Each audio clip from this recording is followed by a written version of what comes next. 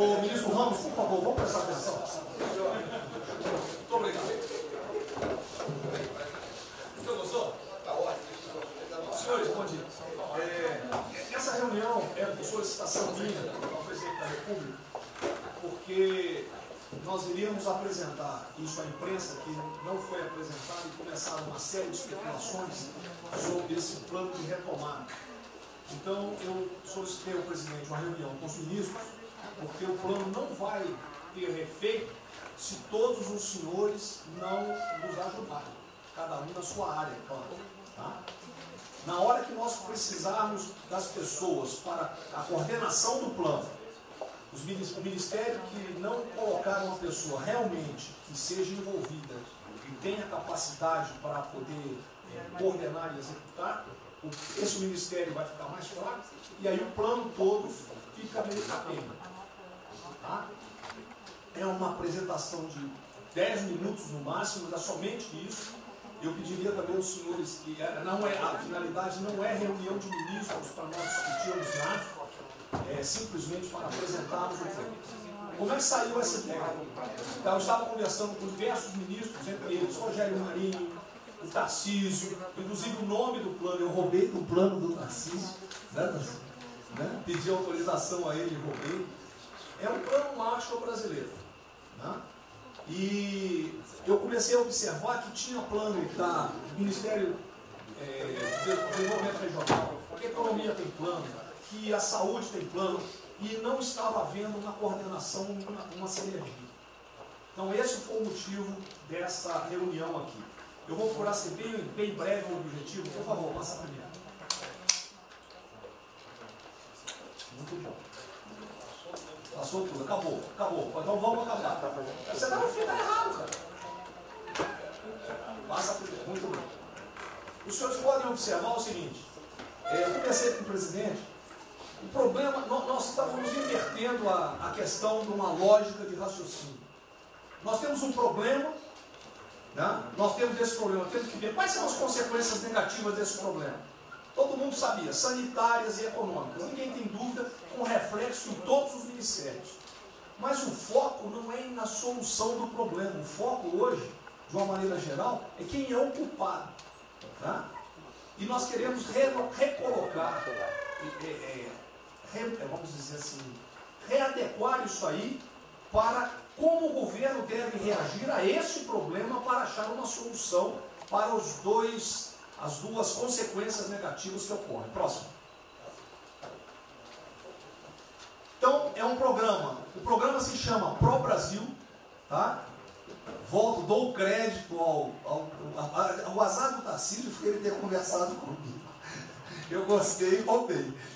Né? Pro Brasil é um programa para integrar, aprimorar ações estratégicas. Os senhores vão ver que o foco, ele não é de governo, ele é de Estado.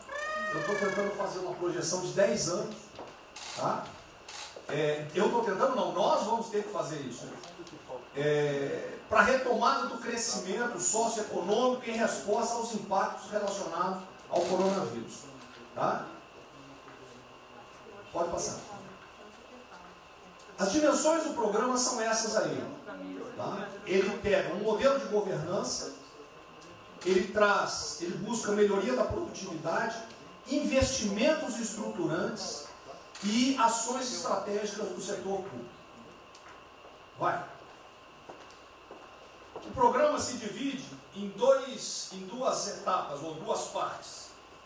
O Pro Brasil, deixa eu ver aqui que eu não estou conseguindo enxergar. Ordem e o Pro Brasil Progresso. Tá? O Pro Brasil Ordem, que você não imprimiu para mim, que eu agradeço. Não, botou na página errada. Ele pega um arcabouço normativo, ele trata, essas são as medidas estruturantes dele. Vai ter que ter um arcabouço normativo, investimentos privados, segurança jurídica, jurídica e produtividade, melhoria no ambiente de negócios e mitigação dos impactos socioeconômicos. Na parte de investimento, ele foca em obras públicas, parcerias do setor privado. Esse programa também ele tem um foco na redução das desigualdades regionais. Tá? tem um foco na redução das desigualdades regionais. O Cid está com o dedo errado aí. E só um segundo, por favor. Pode passar, por favor, Cid. Qual é a abrangência do programa? Os senhores podem observar que ele tem uma parte de infraestrutura, ele tem ações viabilizadoras e tem ações de apoio na lateral. Como é que é o nome mesmo? Facilitadoras. Então, observe, na infraestrutura, com foco particularmente nessas obras que estão paralisadas, esses investimentos que nós estamos perdendo, que estão paralisados. Ele pega infraestrutura de transporte e logística, desenvolvimento regional e cidades, pega energia, mineração, telecomunicações. No desenvolvimento produtivo, ele foca na indústria, agronegócio, serviços e turismo.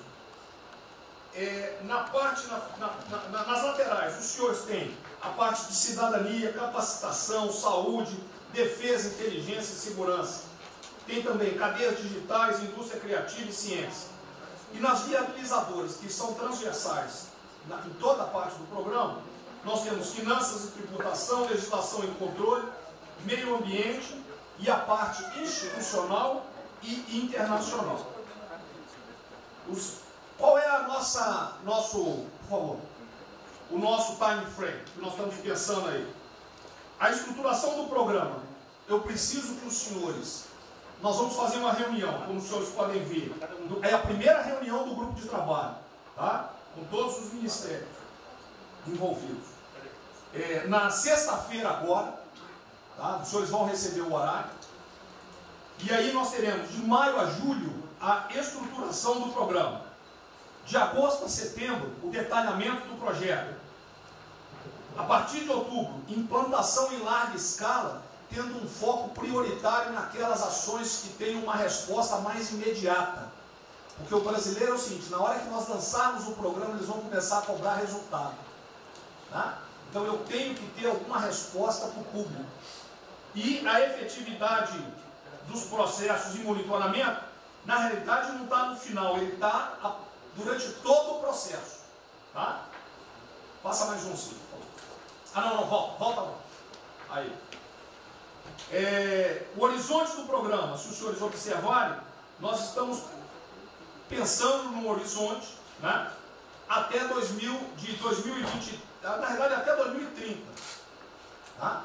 Mas uma primeira fase dele, ele é faseado até o final desse primeiro governo, mas com um planejamento que prossiga nisso aí. Esse é o foco do que o trabalho dos grupos vão ter que apresentar. Ok? Pode passar a última, por favor.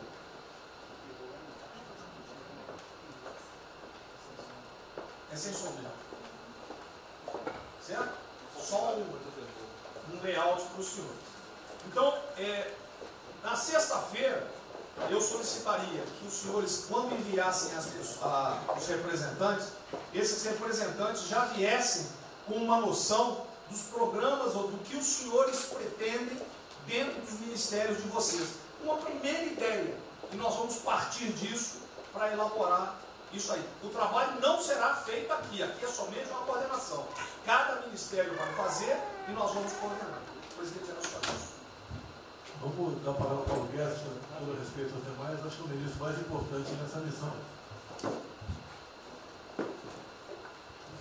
Eu queria fazer a primeira observação seguinte: não chame de plano Marshall, que revela um despreparo enorme. Não, isso aqui foi só aqui agora. Então, quando se falou em plano Marshall, para o Brasil é um nome espetacular. 10, 1000. Plano Marshall é um desastre. Revela despreparo nosso. O plano Marshall, por exemplo, os Estados Unidos podem fazer um plano Marshall para nos ajudar. A China deveria financiar um plano Marshall para ajudar todo mundo que foi atingido. Então, a primeira linha da equação, a gente tem que tomar muito cuidado, isso é o plano pro Brasil. Nos fala plano Marshall, é um desastre, vai revelar a falta de compreensão das coisas. A segunda coisa é o seguinte: é super bem-vinda essa iniciativa para nos integrarmos todos. Agora, não vamos iludir. A retomada do crescimento vem pelos investimentos privados, pelo turismo, pela abertura da economia, pelas reformas. Nós já estávamos crescendo. Voltar uma agenda de 30 anos atrás que é investimentos públicos financiados pelo governo. Isso foi o que a Dilma fez 30 anos. Então está cheio de gente pensando nessa eleição agora e botando coisa na cabeça de todo mundo aqui dentro. São governadores querendo fazer a festa, são às vezes ministros querendo aparecer, tem de tudo. E todo mundo vem aqui, vamos crescer, agora temos que crescer, tem que ter resposta imediata, o governo vai gastar. O governo quebrou. O governo quebrou em todos os níveis. Prefeitura, governador e governo federal. O que nós conseguimos fazer? Nós sinalizamos o contrário. Nós desalavancamos o banco público, reduzimos o endividamento, baixamos os juros e o Brasil ia começar a voar. Então, se a gente lançar agora um plano, todo o discurso é conhecido, acabar com as desigualdades regionais, na linha, claro. Está lá, são os detalhes dele. É bonito isso, por isso é o que o Lula e a Dilma estão fazendo há 30 anos. Se a gente quiser acabar igual a Dilma, a gente segue esse caminho. Então, eu acho o discurso bom, mas nós temos que tomar cuidado e reequilibrar as coisas. Não pode o ministro, para querer ter um papel preponderante esse ano, destruir a candidatura do presidente, que vai ser reeleito se nós seguirmos o plano das reformas dos documentos originários. Então, eu tenho que dar esse recado, uma vontade de exposição, nós vamos ajudar tudo, mas nós não podemos nos iludir. O caminho desenvolvimentista foi seguido. O Brasil quebrou por isso. O Brasil estagnou. A economia foi corrompida, a política foi corrompida, a economia estagnou através do excesso de gastos públicos. Então, achar agora que você pode se levantar pelo suspensório, como é que um governo quebrado vai investir, vai fazer grandes investimentos públicos? Tarcísio sabe disso, conversando sempre. Tarcísio sabe o seguinte, quanto é que você consegue, Tarcísio, passar de 5 bi para quanto? Para 15, para 20, para 30? A gente ficou por 6. Quanto é que você consegue de investimento em concessões? 250. Tá certo? Então, ó, tem 100 bilhões vindo para saneamento, tinha 100 bilhões que viriam, as 17 maiores petroleiras do mundo viriam para a nossa seção onerosa, 100 bilhões de seção onerosa, 100 bilhões de mineração, 100 bilhões de saneamento, 230 bilhões de concessões, 500 bilhões. Cadê o dinheiro do governo para fazer isso? Não tem. Então, quem está sonhando é sonhador. A gente aceita. Politicamente, a gente aceita. Vamos fazer todo o discurso da desigualdade, vamos gastar mais, precisamos eleger o presidente. Mas o presidente tem que pensar daqui a 3 anos. Não é daqui a 1 ano, não. Tem muita gente pensando na eleição desse ano. É só a observação que eu farei. Eu estou fora da eleição, mas Só um minutinho. A ideia aqui, ninguém falou em investimento público por enquanto. Inclusive, nós falamos ali em investimento, falamos inclusive em investimentos privados. O que tem que acontecer é o seguinte, eu estou vendo um plano de tanta gente, nós temos que centrar aqui a imprensa, a economia, vai exatamente o que pode, o que não pode. Fundamental a coordenação. Até para isso na imprensa que está saindo. Que são na imprensa assim, plano Marshall e economia está fora. Quer dizer, alguém foi para a imprensa e falou, vê um plano Marshall ali, a economia está fora. Quer dizer, enfraquecer o nosso discurso num momento desse é uma tolice, é um atentado contra nós mesmos. Questão da imprensa, eu acho que eu resumi hoje dentro do Palácio 20 segundos.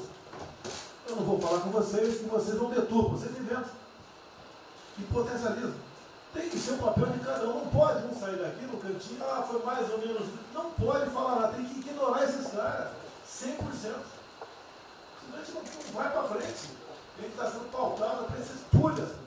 O tempo todo jogando um contra o outro. É a Pedro Cristina contra mim. Não pode jogar a Pedro Cristina, joga ela contra mim. O tempo todo. Tá?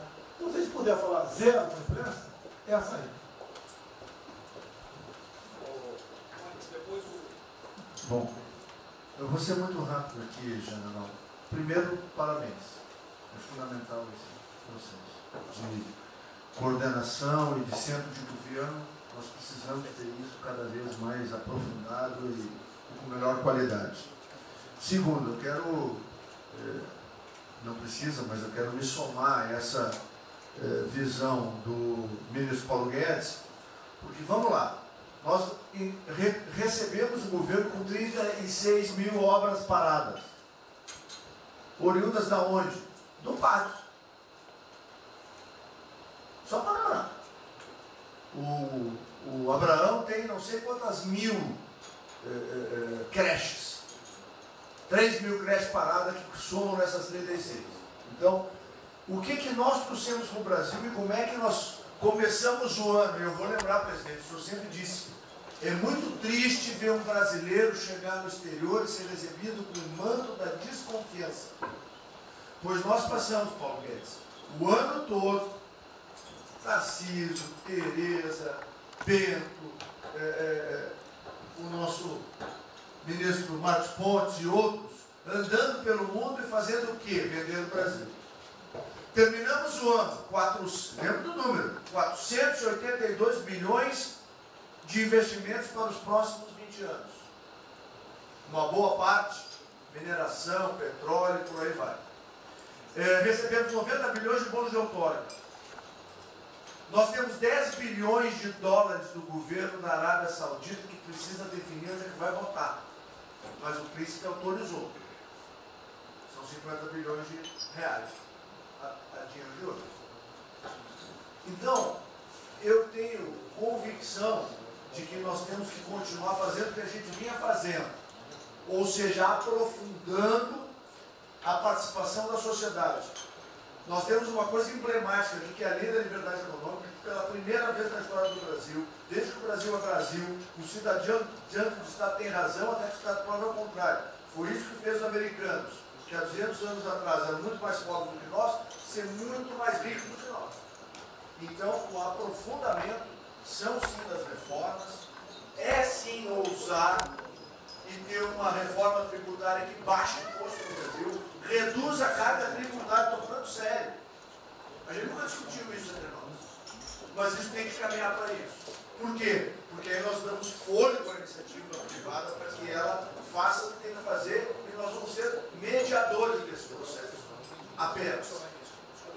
E sinceramente, eu acho que todo o nosso esforço nos próximos dias tem que ser como é que nós mantemos a nossa linha, porque nós terminamos o ano, ministro Ernesto, ministro Tarcísio. O senhor foi recebido na Federação das Indústrias Alemãs com um slide que mostrava a 163 os caminhões atolados e a 163 pavimentado. E o presidente que coordenava aquele momento, eu estava lá lhe aguardando, voltando da Rússia, disse ao senhor, o que vocês brasileiros fizeram que nós não acreditávamos que vocês recuperaram a confiança e estão fazendo tantas transformações. Então, presidente, só para concluir, 100% nessa linha, mas que a gente não perca o foco original, porque por onde a gente estava caminhando, nós recuperamos a confiança externa e externa.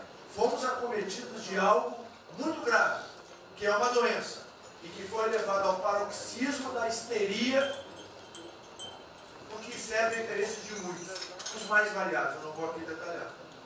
Mas, sinceramente, temos que rapidamente voltar ao que nós estamos fazendo, porque nós estamos no caminho certo, e a prova disso é que todo mundo voltou a olhar o Brasil com respeito.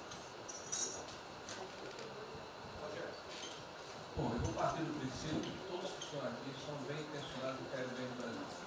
Então, nós temos uma teoria da conspiração em que ninguém quer solapar os alicerces da República nem abalar a administração do presidente Bolsonaro. Eu quero lembrar a todos que não existem verdades absolutas. Por favor, vamos refletir. O que está acontecendo hoje no mundo não tem parâmetro nos últimos 100 anos. O que está acontecendo hoje no mundo vai permitir, de acordo com a FMI, que foi a previsão de uma semana atrás, de uma diminuição de quase 3% do PIB mundial, no caso do Brasil, de mais de 5%. Não tem paralelo. Em situações extraordinárias, remédios extraordinários de forma circunstancial.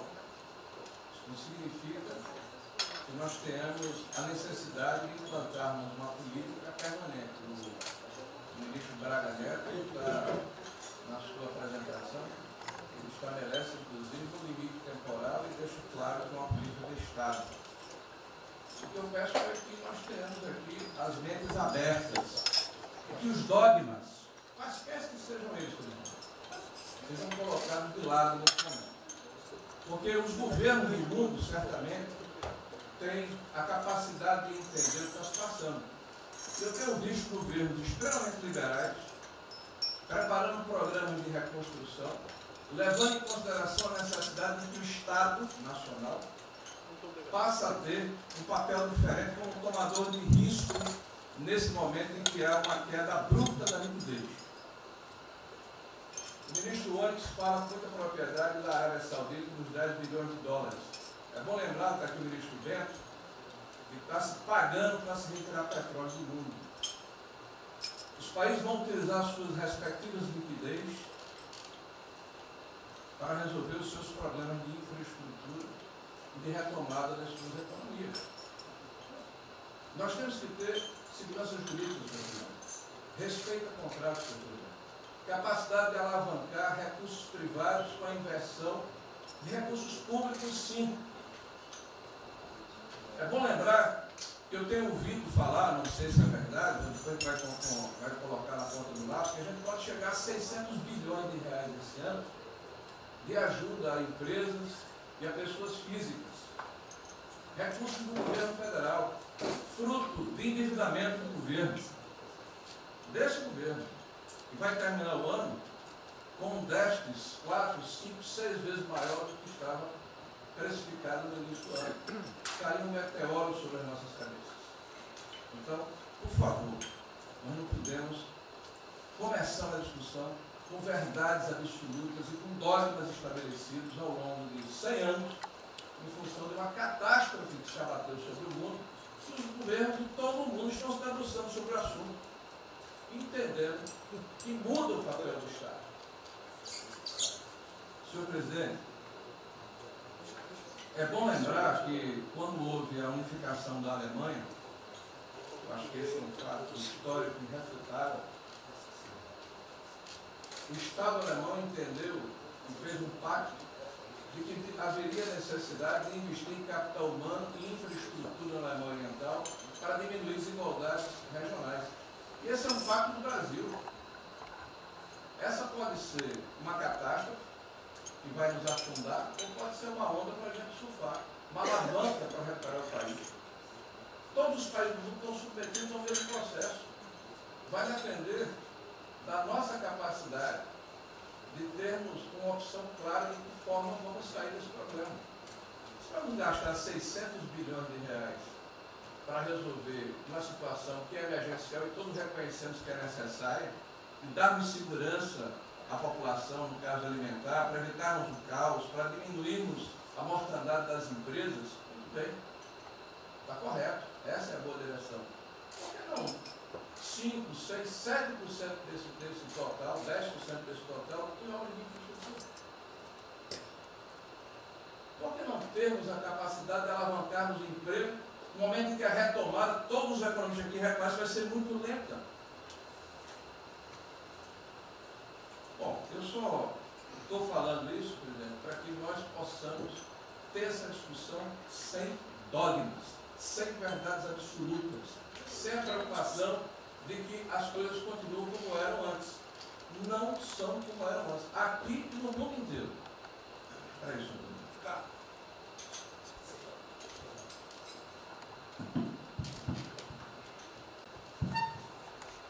Presidente, estava assistindo atentamente a apresentação do colega Wilson Braga Neto. Na parte final, no slide das questões transversais, ao meio ambiente, mas eu acho que o que eu vou dizer aqui sobre o meio ambiente se aplica a diversas outras matérias. Nós temos a possibilidade, nesse momento que a atenção da imprensa está voltada quase que exclusivamente para o Covid e daqui a pouco para a Amazônia, o general Mourão tem feito os trabalhos preparatórios para que a gente possa entrar nesse assunto da Amazônia um pouco mais calçado, mas não é isso que eu quero falar. A oportunidade que nós temos, que a imprensa não está nos dando um pouco de alívio nos outros temas, é passar as reformas infralegais de desregulamentação, simplificação, todas as reformas que o mundo inteiro, nessas viagens que se referiu ao Mix, certamente cobrou dele, cobrou do Paulo, cobrou da Tereza, cobrou do Tarcísio, cobrou de todo mundo, da segurança jurídica, da previsibilidade, da simplificação. Essa grande parte dessa matéria ela se dá em portarias e normas dos ministérios que aqui estão, inclusive o de meio ambiente. E que são muito difíceis, e nesse aspecto acho que o meio ambiente é o mais difícil de passar qualquer mudança infralegal em termos de instrução normativa e portaria, porque tudo que a gente faz é pau no judiciário, no dia seguinte. Então, para isso precisa ter um esforço nosso aqui, enquanto estamos nesse momento de tranquilidade, no aspecto de cobertura de imprensa, porque só fala de Covid, e ir passando a boiada, e mudando todo o regramento, e simplificando normas, de IFAM, de Ministério da Agricultura, de Ministério do Meio Ambiente, de Ministério disso, de Ministério daquilo. Agora é a hora de unir esforços para dar de baseada a simplificação regulatória que nós precisamos, em todos os aspectos. E deixar a AGU, o André não está aí, né? E deixar a AGU de stand-by para cada pau que tiver, porque vai ter. Essa semana mesmo nós assinamos uma medida a pedido do Ministério da Agricultura, que foi a simplificação da lei da Mata Atlântica para usar o Código Florestal. Hoje já está nos jornais dizendo que vão entrar com ações judiciais e ação civil pública no Brasil inteiro contra a medida. Então, para isso, nós temos que estar com a artilharia da AGU preparada para cada linha que a gente avança. Mas tem uma lista enorme em todos os ministérios que têm papel regulatório aqui para simplificar. Não precisamos de Congresso.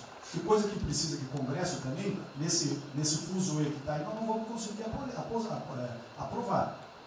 Agora tem um monte de coisa que é só parecer, caneta. Parecer, caneta. Sem parecer também não tem caneta. E dar canetada sem parecer é cana. Então, isso aí vale muito a pena. A gente tem um espaço enorme para fazer. Enfim, acho que essa é uma questão importante que estava aí nos slides, Você vê que a jurídica também está embaixo. Isso, exatamente. Só os senhores entenderem o seguinte, isso aqui é coordenação dos planos que eu sei que todos estão fazendo. Tá? Coordenação. O que vai ser possível executar ou não, vamos entrar naquelas nas limitações que nós temos, e o que tiver conflito será levado à decisão do presidente.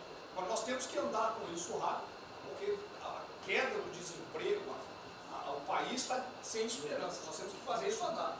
O pessoal da iniciativa privada está nos procurando, a gente tem que dar um rumo nisso aí.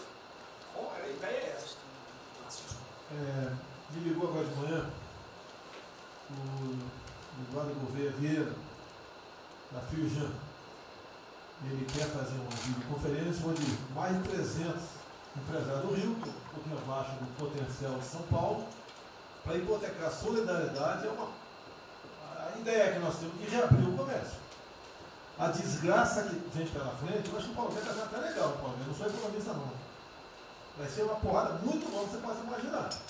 Não só apenas nos informais.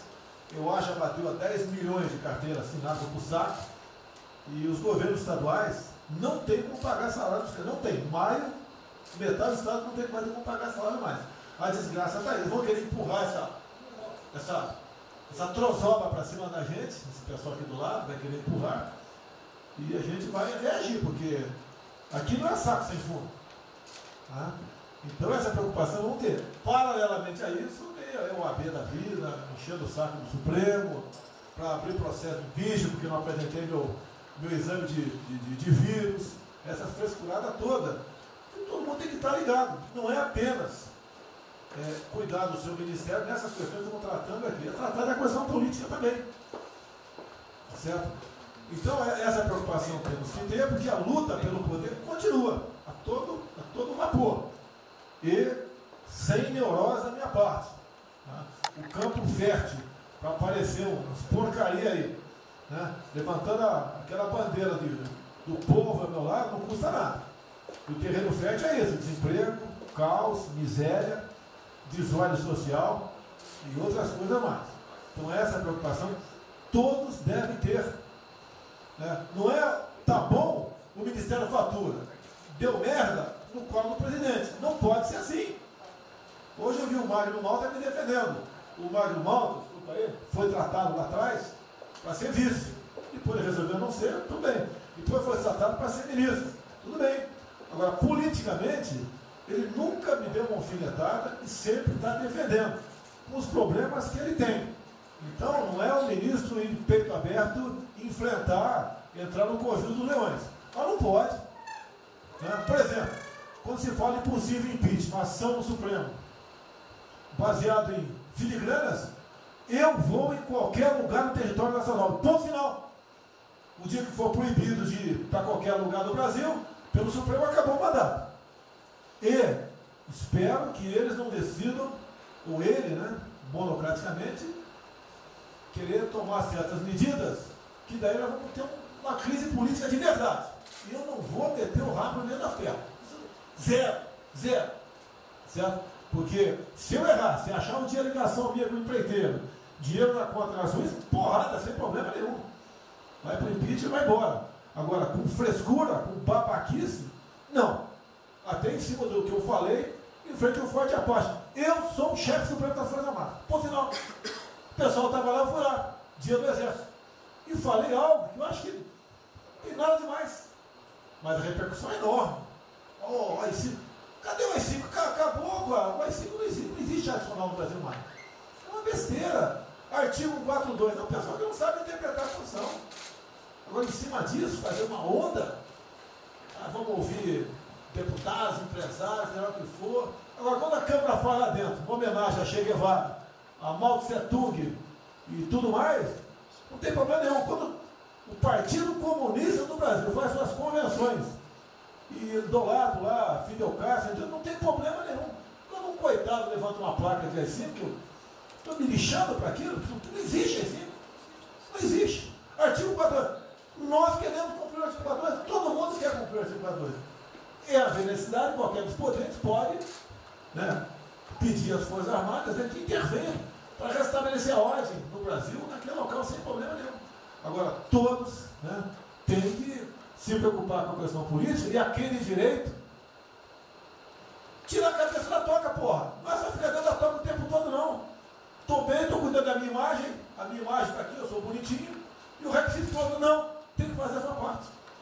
Então é isso que eu tento falar com você, que depois de um certo momento, onde chegar a cabeça dessas pessoas, fica difícil voltar atrás. Daí que é uma crise, é uma crise. Não tenho amor por esse mandato, para a cadeira de presidente. Zero. Não vou provocar ninguém. E assim como a defesa faz uma nota muito boa, dizendo que vai cumprir a Constituição, a liberdade, 10, né, e não aceita golpe, 10, também não aceita o contra-golpe dos caras, porra. Vai deixar alguns malucos aí, que sabe quem são, ficar aí naquela fervura de o presidente é irresponsável, ele é maluco, ele é genocida. Não é assim. O que vale para um lado, vale para o outro. O que não vale para um lado, não vale para o outro. Essa é a nossa preocupação que devemos ter. Por isso que está aqui o pró-Brasil, mas também com a questão política. Se nós começarmos a falar com propriedade, e tem muita gente que fala muito melhor do que eu, e tem um conhecimento muito melhor do que eu, tem que falar, discretamente, mas tem que falar, para não deixar subir a temperatura, que é só porrada o tempo todo em cima de mim. E vou continuar indo em qualquer lugar do Brasil, ponto final, não é problema meu. Tá certo? Se eu não tivesse direitinho de vir, prefeitinho lá no fim do mundo, um jaguapoca do prefeito, manda prender. Tem que a justiça se posicionar sobre isso, porra. Tem que se posicionar sobre isso abertamente. Não admitimos prisão por parte do prefeito no decreto. Tem que falar, não é ficar quieto. E quem direito aqui, todos têm que falar isso aí, não é só a justiça. Todos têm que falar. Não é ficar, toca o barco não e vamos em frente. Tá? Então é isso que eu apelo a vocês, pô. Essa preocupação, acordem para a política e se exponham. Afinal de contas, o governo não só. E se eu cair, cai todo mundo. Agora, vamos se vai cair um dia, vamos cair lutando, uma bandeira justa, não por uma babaquice de exame antivírus, pô. Pelo amor de Deus, pô. Tá? Eu, até já bem claro, de uns 8 anos para cá, quando pedia para mais manipulação um remédio qualquer, eu falava com o médico. Bota um nome de fantasia, porque se for o meu nome para lá, como era sempre um cara manjado, né, tem 3, 4 que vão manipular lá o medicamento, pode me envenenar, pô. E assim é a mesma coisa a questão do vírus, entre outros. De acordo com o interesse, o cara dá negativo, ou dá positivo, depois que deu, vai para a contraprova, vai dar problema. E nós sabemos, tá certo, que nós temos um compromisso com a verdade. Eu jamais mentiria se não tivesse realmente um exame negativo. Jamais eu mentia negativo, deu positivo, vice-versa. Jamais. A verdade é acima de tudo. Então é o apelo que eu faço a todos que se preocupem com política para não ser surpreendido. Eu não vou esperar o barco começar a afundar para tirar água. Estou tirando água e vou continuar tirando água de todos os ministérios. O tocante é isso. A pessoa tem que entender. Se não quer entender, paciência, pô. E eu tenho o poder e vou interferir em todos os ministérios, sem exceção. Nos bancos eu falo com o Paulo Guedes, se tiver que interferir. Nunca tive problema, zero problema com o Paulo Guedes. Agora os demais, vou. Eu não posso ser surpreendido com notícias. Eu tenho a PF que não me dá informações. Eu tenho as inteligências das Forças Armadas que não têm informações. A BIM tem seus problemas. Tem algumas informações. Só não tenho mais porque está faltando, realmente, temos problemas. Aparelhamento, etc. Mas a gente não pode ver essa informação. Quem é que nunca ficou atrás da porta ouvindo que seu filho ou sua filha está comentando? Tem que ver para depois que ela engravida, não adianta falar com ela mais. Tem que ver antes. Depois que o moleque encheu os conos de droga, não adianta mais falar com ele, já era. A informação é assim. Eu estava vendo, estudando esse fim de semana aqui, como é que o serviço chinês secreto trabalha nos Estados Unidos. Qual a preocupação nossa aqui? É simples o negócio. Ah, não deve falar publicamente. Deve falar como? Está todo mundo vendo o que está acontecendo?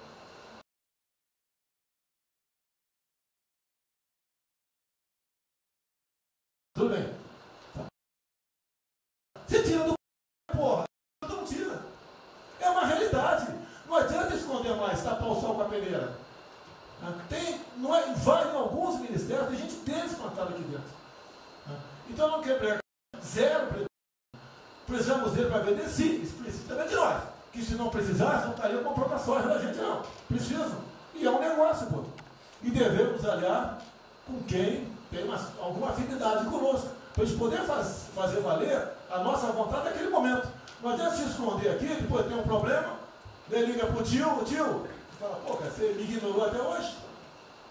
Você só não me chamou de imperialista, igual a esquerdalha e o FHC falava no passado. No resto, agora não dá mais. Então essa é a preocupação que temos que ter. A questão estratégica, que não estamos tendo. E me desculpe, o serviço de informações nosso, todos, são uma vergonha. Uma vergonha. Que eu não sou informado. E não dá para trabalhar assim. Fica difícil. Por isso, vou interferir. E ponto final, pô. Não é ameaça, não é extrapolação da minha parte. É uma verdade. Como eu falei, né? Dê os ministérios para os senhores. O poder de veto. Mudou agora, tem que mudar. E eu quero realmente governar o Brasil. Nós precisamos de todos aqui, como disse o Marinho, né? Aqui é o mesmo barco. Se alguém cavar no porão aqui, vai todo mundo para o saco aqui, vai todo mundo morrer afogado. Então é isso que a gente precisa. É pensar além do que tem que fazer internamente aqui. Quando eu explodi em metro, conversei com o Paulo Guedes. Desculpa a linguagem, é uma putaria. Putaria em metro. Trocar tacógrafo, trocar taxímetro, botar chip na bomba de combustível. Putaria, igualzinho tomar 3 pinos. Está muito bem agora, vai precipitar uma porrada. Ah, botou um coronel. O coronel foi formado pelo INE. Eu ia botar um coronel, você vai ter uma formação. Tá? E assim nós devemos agir. Como estava discutindo agora, IFAM, né? Está lá vinculado à cultura. Eu fiz a cagada em escolher, não escolher uma pessoa que tivesse também outro perfil. Uma excelente pessoa que está lá, tá? Mas tinha que ter outro perfil também. E vamos parar qualquer obra no Brasil. Compara com o Luciano Hang. Encontra lá um cocô petrificado de índio, para a obra. Para a obra. O que tem que fazer? Alguém no IFAM que resolva o assunto. E assim nós temos que proceder. E assim, cada hora, como eu falei da Tereza Cristina, que mudou a questão normativa, revocou a questão normativa, ajudou 400 mil pessoas no Vale do Ribeira, parabéns. Assim são outras decisões. A questão de armamento, tá? As questões de... por quê? Espera aí. Senhor Ministro da Justiça, por favor.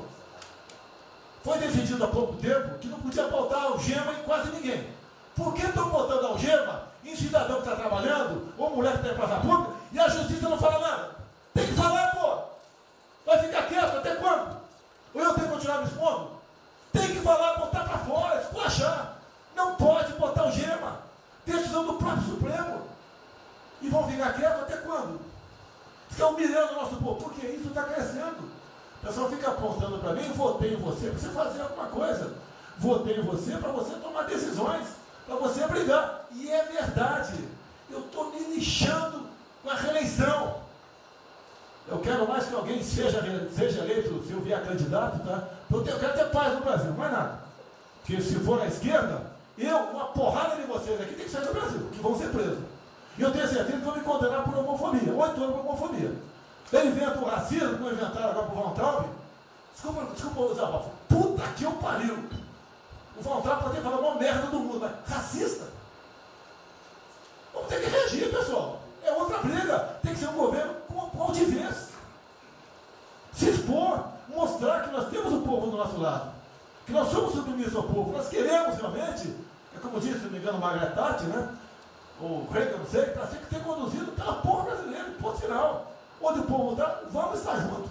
Eu não convidei ninguém para ir para frente do Forte Apache. Ninguém, zero. Estava na casa do meu filho, fiquei sabendo, vou para lá. A empresa está falando agora que não sei, 2 ministros militares aí não aceitaram o meu convite. O dia que ou eu convido o ministro para o churrasco em casa, eu pago a missão. Eu vou pagar a missão. A missão foi absurda, o ministro falou, tchau, tô fora. Tá certo? Ou vai e fica puto, mas vai, pô. E jamais eu vou pagar uma missão escrota para quem quer que seja. Nem no quartel fazer isso com recruta, nem no quartel. Tá certo? Quem tirar o nosso convívio aqui, que é muito bom, partir para essa linha. Não estamos em desespero, nós estamos bem. Não somos acusados de desvio, de corrupção, nada, nada, zero. Temos problema pela frente. Vamos tentar solucionar. Eu tenho conversado com vários ministros. E vamos solucionar. Porque o destino do Brasil está na mão desse grupo privilegiado que está aqui. E eu não seria nada sem vocês. Vocês não seriam ministros sem eu. Duvido. Dificilmente eu tenha sido ministro se tivesse uma data aqui. Eu duvido. Podia aceitar por alguns dias, né? Depois ver a sacanagem que ia ser. Não ia ser diferente do que foi os 2 anos anteriores do PT. Né? Ia pedir para sair. Então, um apelo para vocês. Todo mundo se preocupa com o futuro do Brasil, com a questão política. Criticar um ato de uma pessoa ou outra não é criticar o Congresso ou de criticar o Supremo Tribunal Federal. Quem não ficou revoltado, o Moro ficou revoltado com a liberdade desse pessoal. Por causa de vírus, botou esse estuprador para fora. Imagine ter estuprado uma filha nossa, um filho da puta desse posto de liberdade. Nós temos que colocar no lugar dessas pessoas, desse pai que tinha sido estuprado, aí os vagabundos foi posto na rua. Com a decisão, foda-se quem seja, tem que jogar pesado em cima disso. Não é um desabafo, pessoal, é uma realidade. O nosso barco está indo, mas não sabemos ainda, no momento, dado o último caso, vírus, para onde é nosso barco. Pode estar indo em direção ao iceberg. A gente vai para o fundo. Então vamos se ligar, vamos se preocupar. Quem de direito se manifesta com altivez, com palavras polidas, tá? Mas tomar uma posição, porque não pode tudo veio para a minha retaguarda, tudo. Tá? E vocês têm que apanhar junto comigo, logicamente, quando tiver motivo para apanhar, ou motivo para bater.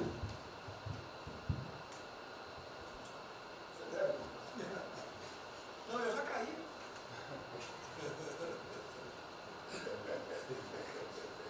Já foi ministro Moro que falou.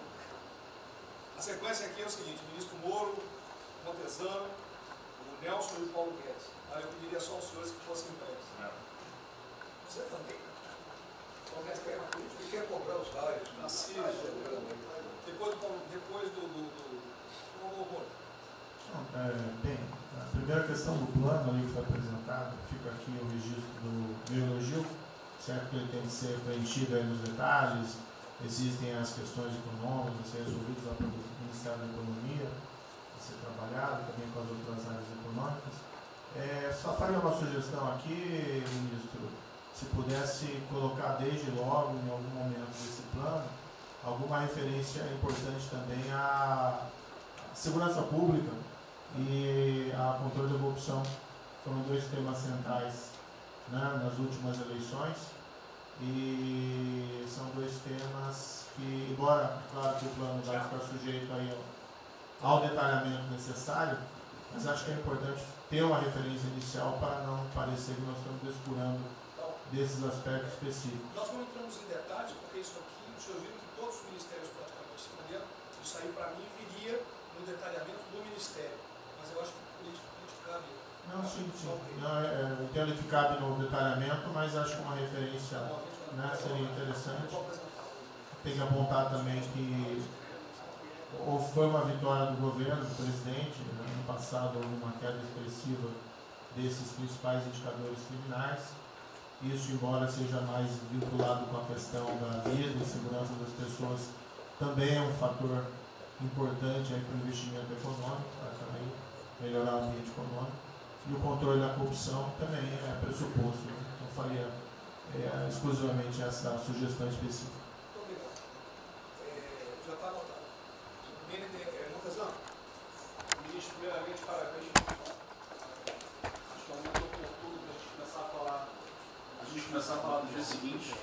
O próprio ministro Guedes, nas discussões que temos tido nas últimas semanas, tem nos orientado. O BNDES foca na reconstrução, foca no dia seguinte, porque a crise de saúde vai demorar alguns meses e a reconstrução muito mais meses do que isso. Então é muito oportuno a gente já começar a discutir isso. Segundo, aqui eu subscrevo as palavras do ministro Salles. O que a gente tem observado nos projetos e concessões, etc., uma parte crítica essa legislação para o funcionamento da máquina pública. É um momento muito oportuno para a gente aproveitar isso. Isso faz uma baita diferença no preço de um projeto, na velocidade, faz muita diferença. Então, subscrevo aqui as palavras do ministro Salles. E por último, ministro, quando eu assumi o banco em julho, o banco estava montado como uma fábrica de empréstimo. O banco, durante 15 anos, foi uma fábrica de empréstimo. De julho até hoje, a gente fez uma reestruturação completa no banco, montando o que eu acredito hoje ser já o maior banco de investimento do Brasil em pessoas e um banco de investimento de serviços focado em planejamentos econômicos setoriais e estruturação de projetos. Tá? O banco já está atuando dessa forma. Temos um vasto conhecimento setorial, um vasto conhecimento de planejamento, já está rodando a contento, e esse BNDES de hoje se parece muito mais com o BNDES de 20 anos atrás, que era o BNDES que planejava e estruturava esses projetos no Brasil. Então eu queria colocar aqui à sua disposição, que nos use, estamos a serviço. Então o que o senhor achar adequado, razoável, tanto no fornecimento de informações, mas como também nesse planejamento, na coordenação, temos já um modo operante, uma estrutura que é plug and play. Se o senhor quiser usar, já está pronta para rodar para esse tipo de mapeamento de estruturação de projeto. Então, por favor, sinta-se bem à vontade de nos usar integralmente aqui na coordenação desse projeto, caso o senhor entenda adequado. Tá? Tiago. Nelson. Bom, estou chegando aqui, então é importante que eu coloque para você como é que a gente vai trabalhar. A saúde ela é fundamental, porque enquanto a gente não mostrar para a sociedade que a gente tem o controle da doença, da saída dela, qualquer tentativa econômica vai ser ruim, porque o medo vai impedir que você trate a economia como uma prioridade. Então, controlar a doença hoje é fundamental. E controlar a doença não significa que a gente vai curar a doença em uma semana, mas que a gente não é um barco à deriva e que a gente tem uma estratégia para trabalhar essa doença. Então, são 3 coisas que a gente vai trabalhar. Primeiro, a informação, para entender o que é a doença, qual é a evolução dela, como é que está a infraestrutura para cuidar da doença.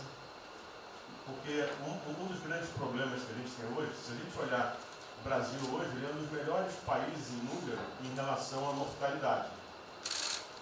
O que assusta é você ver que o hospital não consegue atender, a gente no frigorífico, a gente está abrindo cofre em algum lugar para enterrar, e isso traz medo. E o medo impede que qualquer outra atividade tenha sucesso. Porque enquanto isso não for sanado, o restante vai ter muito pouca chance de ser comprado pela sociedade. A segunda coisa é estruturar a operação de cuidado. Então a gente vai investir em logística, vai investir na parte de compra e tentar melhorar o processo. Por quê? Porque se eu tiver os hospitais funcionando, eu vou ter os pacientes tratados, eu não tenho a sensação da crise, o medo melhora e o restante pode entrar. E a terceira coisa é a gente deixar claro um programa de saída do isolamento e do distanciamento. Não é que vai sair amanhã, mas a gente tem que ter um planejamento. Porque aí a gente realmente mostra que a situação está na nossa mão. Pode ser que demore um pouco, mas a gente está controlando esse processo, que a gente não está sendo um barco à deriva. Então, basicamente, eu queria falar para vocês, essa é a forma como a gente vai tratar. A gente vai estar interagindo com todos os ministérios que forem necessários para que isso aconteça da forma mais rápida possível. Basicamente é isso. É um prazer estar aqui com vocês. Ontem eu liguei para o diretor-geral da Polícia Rodoviária Federal. Chegou ao meu conhecimento uma nota que era dele sobre o passamento de um patrulheiro. E ele enfatizou que era por 2019. Eu liguei para ele, por favor. O que mais? Ele era obeso, era isso, tinha comorbidades. Mas ali na nota dele só saiu o Covid-19. Então, vamos alertar aquele direito do respectivo ministério, pode botar Covid-19, mas bota também, fibrose, um montão de coisa. Não pensa nesse negócio, tem um montão de coisa lá. Para exatamente não levar um medo à população. O que você olha? Morreu um sargento do Exército, por exemplo. A princípio é um cara que está bem de saúde. Né? Um policial federal, né? Seja o que for. E isso daí não pode acontecer. Então, pede esse cuidado com os colegas, tá? Aquele direito do respectivo ministério, que tem alguém encarregado disso, né? Tomar esse devido cuidado para não levar mais medo ainda para a população. Você perguntou, nossa, aí perguntou quanto tempo levaria para mostrar o plano, alguma coisa. Eu acredito que. Não, nós já conversamos hoje. Não, nós já conversamos hoje sobre isso. O COP está montando junto com a saúde. Tá? Eu não posso dizer. A gente está trazendo recurso para poder acelerar esse processo, porque na verdade a gente está correndo muito tempo. Enquanto a gente não conseguir controlar a percepção que a gente hoje tem condição de cuidar das pessoas, vai ser difícil. Né? E o problema da doença é que você pega um sistema que, se você falar em eficiência, os hospitais têm que ser eficientes. Então, quando você fala em eficiência, você vai quase no limite do cuidado. Você não tem sono, você não tem gordura. Quando você pega uma doença que chega, que é muita gente ao mesmo tempo, você não consegue ter agilidade para preparar o sistema para cuidar dela. E a gente tem um problema adicional que a gente tem que tomar cuidado, que é o seguinte: como você tem os hospitais com pouca, você tem muita gente falando de Covid, os hospitais estão diminuindo muito o atendimento, o que significa que eles vão ter problema financeiro. Se isso prorroga, esses hospitais vão ter cada vez mais dificuldade, você vai poder ter um hospital mais sucateado, um hospital fechado. O que está acontecendo hoje? Vamos botar em números hoje. A gente tem 4 milhões de pessoas hoje com a Covid. O Brasil hoje tem 212 milhões de pessoas. Tem 208 milhões que não estão tendo a atenção necessária. Você tem câncer, cardiovascular, isso tudo está represado, a demanda é reprimida. Quando você controlar a Covid, o não Covid vai chegar com tudo. Você pode pegar uma estrutura sucateada.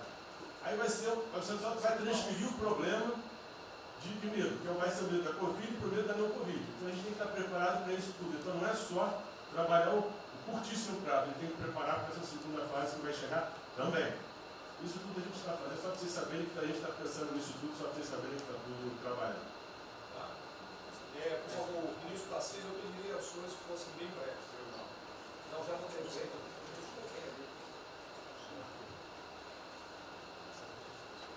Só para louvar a iniciativa, acho que é importante essa coordenação da Casa Civil. Tenho certeza que é o que a sociedade espera isso de nós.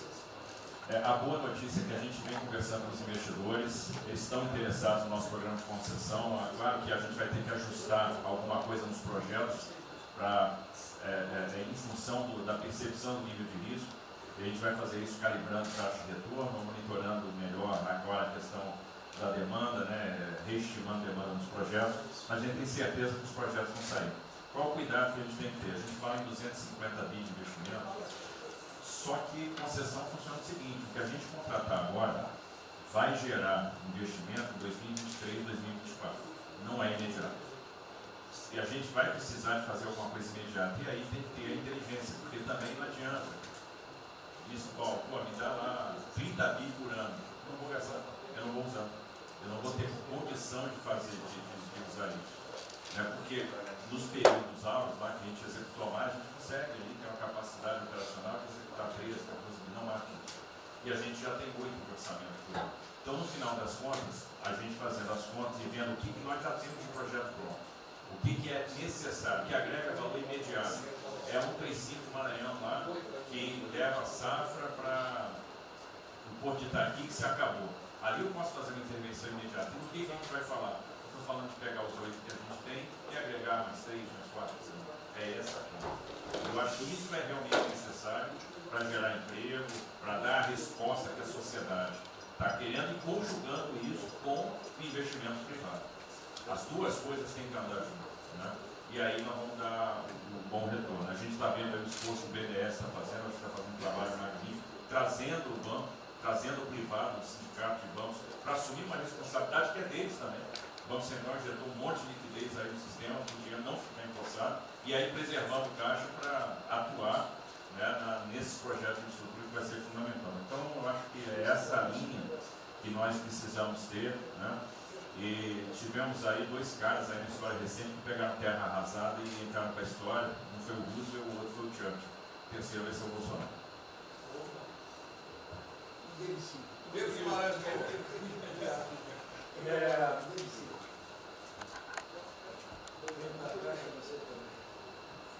peço aos senhores que sejam breves.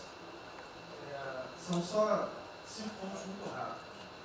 Primeiro, presidente, o maior programa da história do mundo de inclusão social, digital, que nós estamos fazendo nesse governo, pessoas que tomavam dinheiro a 25% ao mês.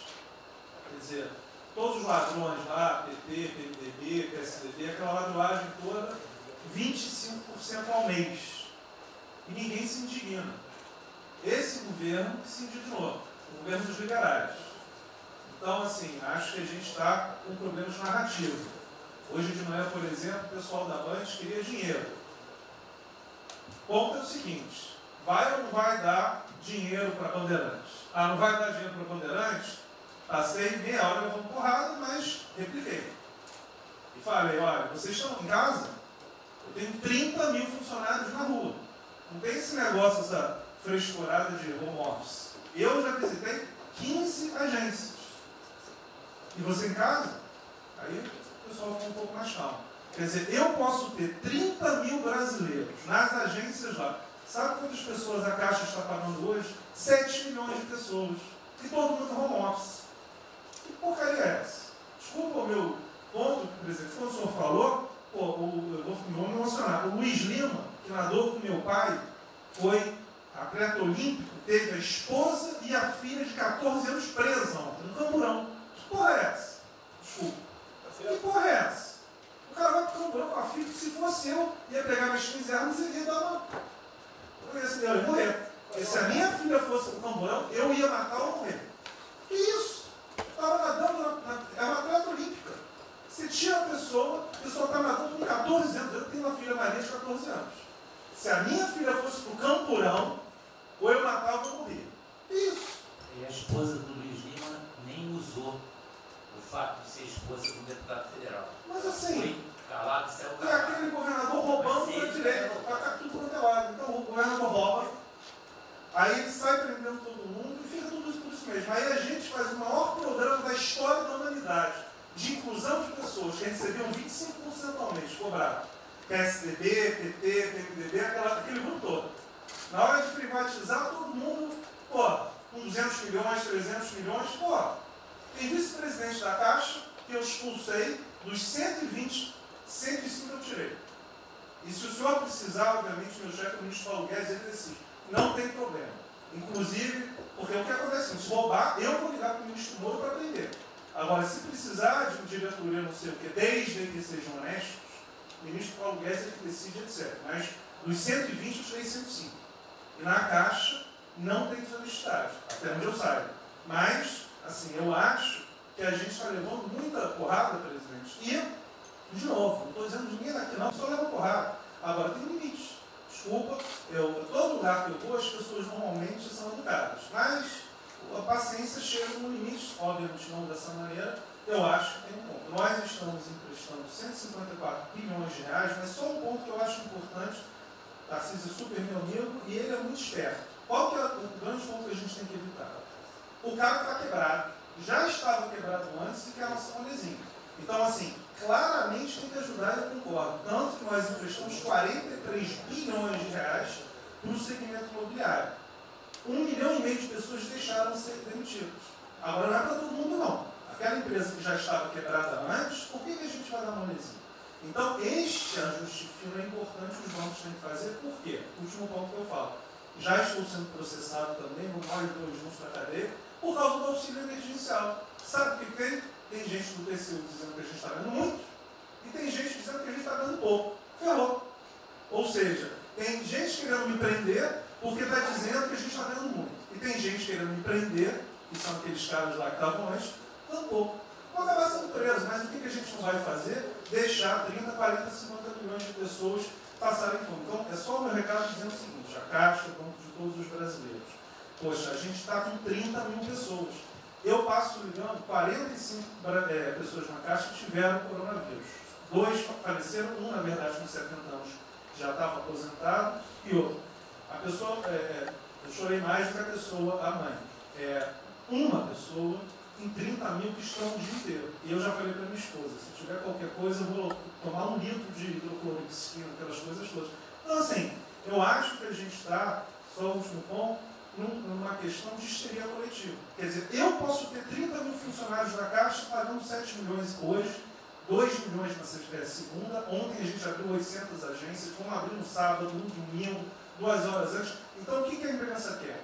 Que você pague e dane-se os funcionários da Caixa. Mas se morrer 2, Jornal Nacional, presidente Bolsonaro e presidente Pedro, irresponsáveis porque abriram. A gente só vai levar porrada. Agora, realmente, meu ponto é inaceitável, foi a primeira vez que aconteceu. Eu conheço a Milene, Romine, atleta olímpica. Quer dizer, um atleta olímpico, a esposa atleta olímpica, a filha de 14 anos no camburão. Eu não sei se eles botaram lá atrás ou no meio. E aí você solta o estuprador, então eu acho que realmente tem uma questão. De novo, eu quero só reforçar uma coisa. O ministro Moro, em um dia, resolveu um problema muito importante. Muito obrigado, ministro. O que aconteceu? Os guardas, né, os que ficam dentro da agência, não poderiam, por legislação, estar fora. O que aconteceu? O ministro, 5 horas, resolveu o problema. Então, nos próximos 90 dias, os atendentes da Caixa Econômica Federal, os guardas, vão poder ir para fora para ajudar a fila. Ou seja, tem uma fila, tem 250 agências e tem 500 pessoas na fila. E aí, com a ajuda do ministro Moro da Polícia Federal, eles emitiram uma portaria. Então, só para finalizar, quero agradecer o ministro. O seu registro aí, até foi fácil de resolver, foi a Polícia Federal que resolveu. Ministro Ernesto, por favor. Volta a pedir que sejam breves.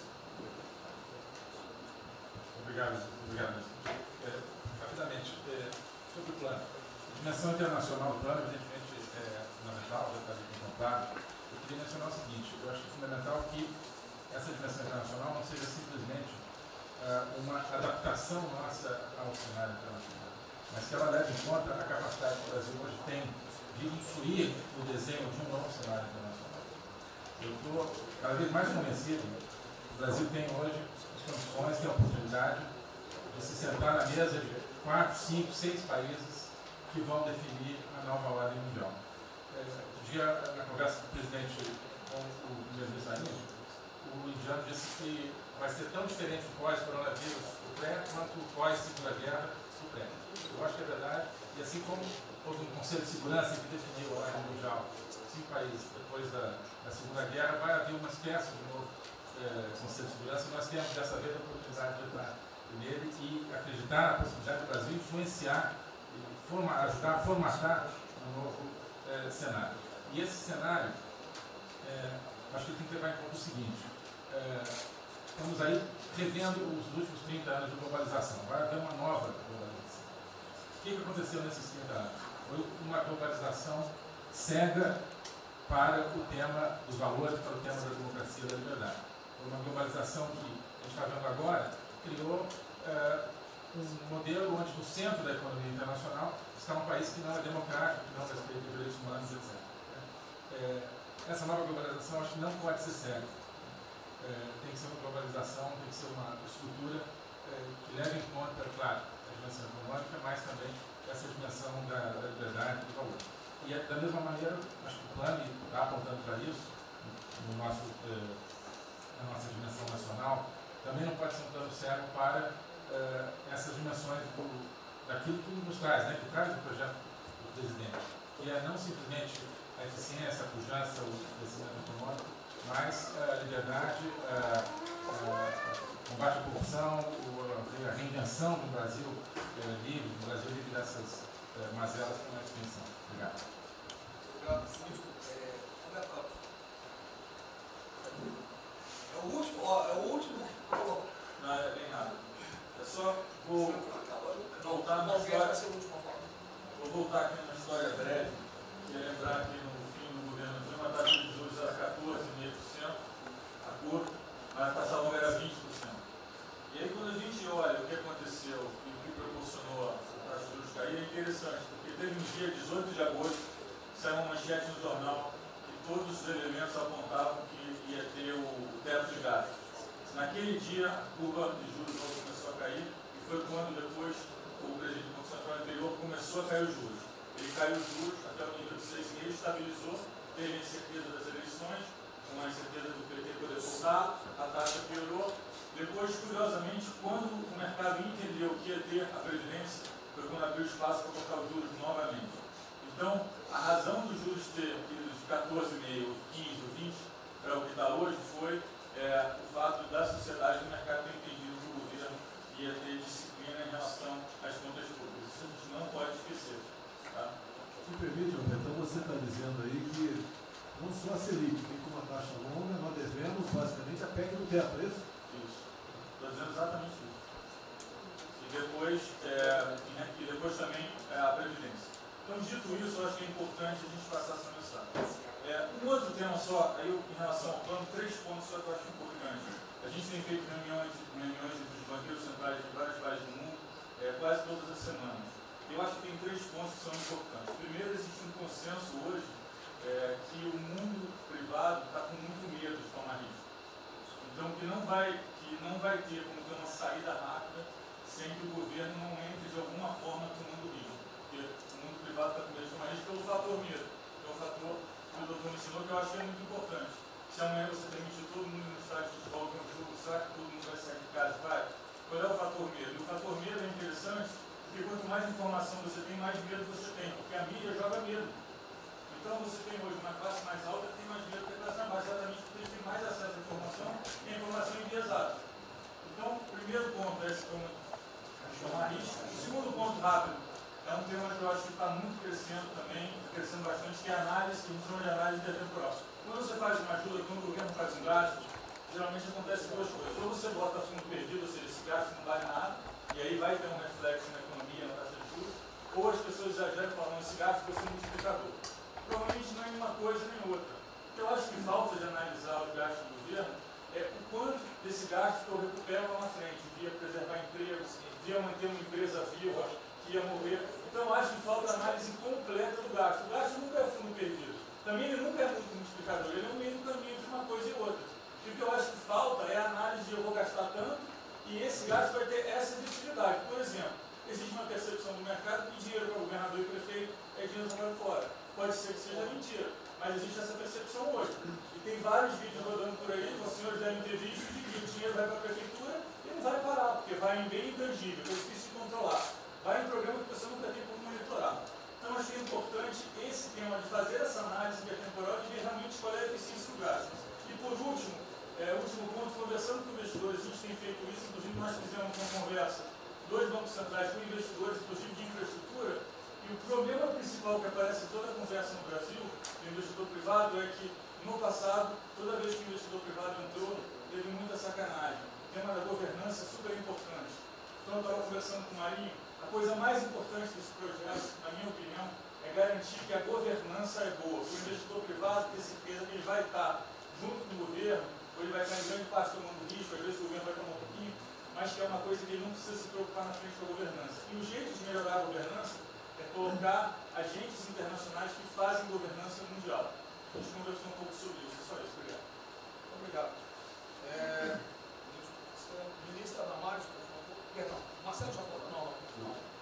Ministra Damares. Ministro, parabéns pela ideia, mas eu preciso lembrar e eu preciso fazer sempre isso para que a gente não perca o foco, a questão de valores, ministro. Esse governo tem o pilar dos valores. Não se pode construir nada neste governo sem a gente trazer valores. Nós estamos sabendo, e a gente está falando o tempo todo, que nós não seremos mais os mesmos depois dessa pandemia. O mundo não será mais o mesmo nós não seremos mais o mesmo, e nós vamos ter que fazer uma revisão de políticas públicas no mundo todo e no Brasil. Nós vamos ter que nos reinventar, com certeza. Neste momento, o que nós estamos vendo aqui no nosso comitê?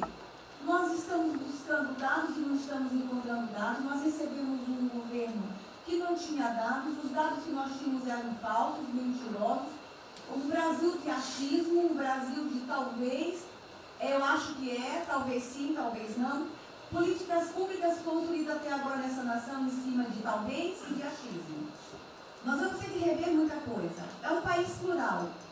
Quando a gente vai buscar os povos tradicionais agora para a gente construir enfrentamento ao coronavírus, nós descobrimos, ministros, que nós temos 1.300.000 ucranianos no Brasil. Ninguém nunca falou de ucranianos para nós no Brasil. Com a sua cultura totalmente preservada no Brasil. Nós estamos com 1.500.000 ciganos, e eu falava de 1.300.000, e são 1.500.000 ciganos. Nós estamos... Então, presidente, nós vamos ter que rever muita coisa na aplicação das nossas políticas públicas no Brasil. Os nossos seringueiros são em números maiores do que a gente imagina no Brasil. Então, tudo que nós formos construir, nós vamos ter que ver, ministro, a questão dos valores também. A questão, os nossos quilombos estão crescendo, e os meninos estão nascendo nos quilombos, e seus valores estão lá. Então, tudo vai ter que ver a questão dos valores. E quando eu falo valores, ministro, eu quero dizer para o senhor, nós estamos com quase 80.000 idosos em abrigos no Brasil. Eu me surpreendi com números. Nós estamos com quase 60.000 crianças em abrigos no Brasil. Os números estão me surpreendendo.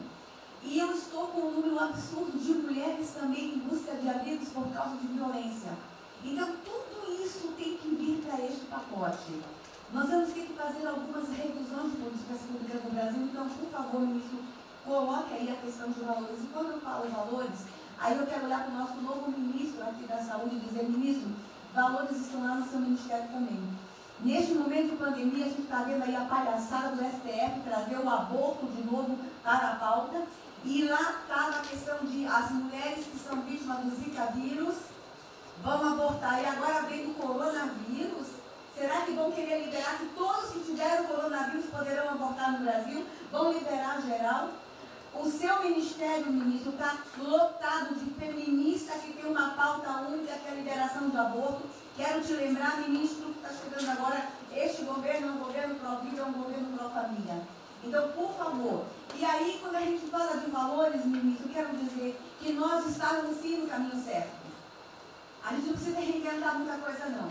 E eu quero citar aqui um exemplo da política indigenista como este governo estava construindo.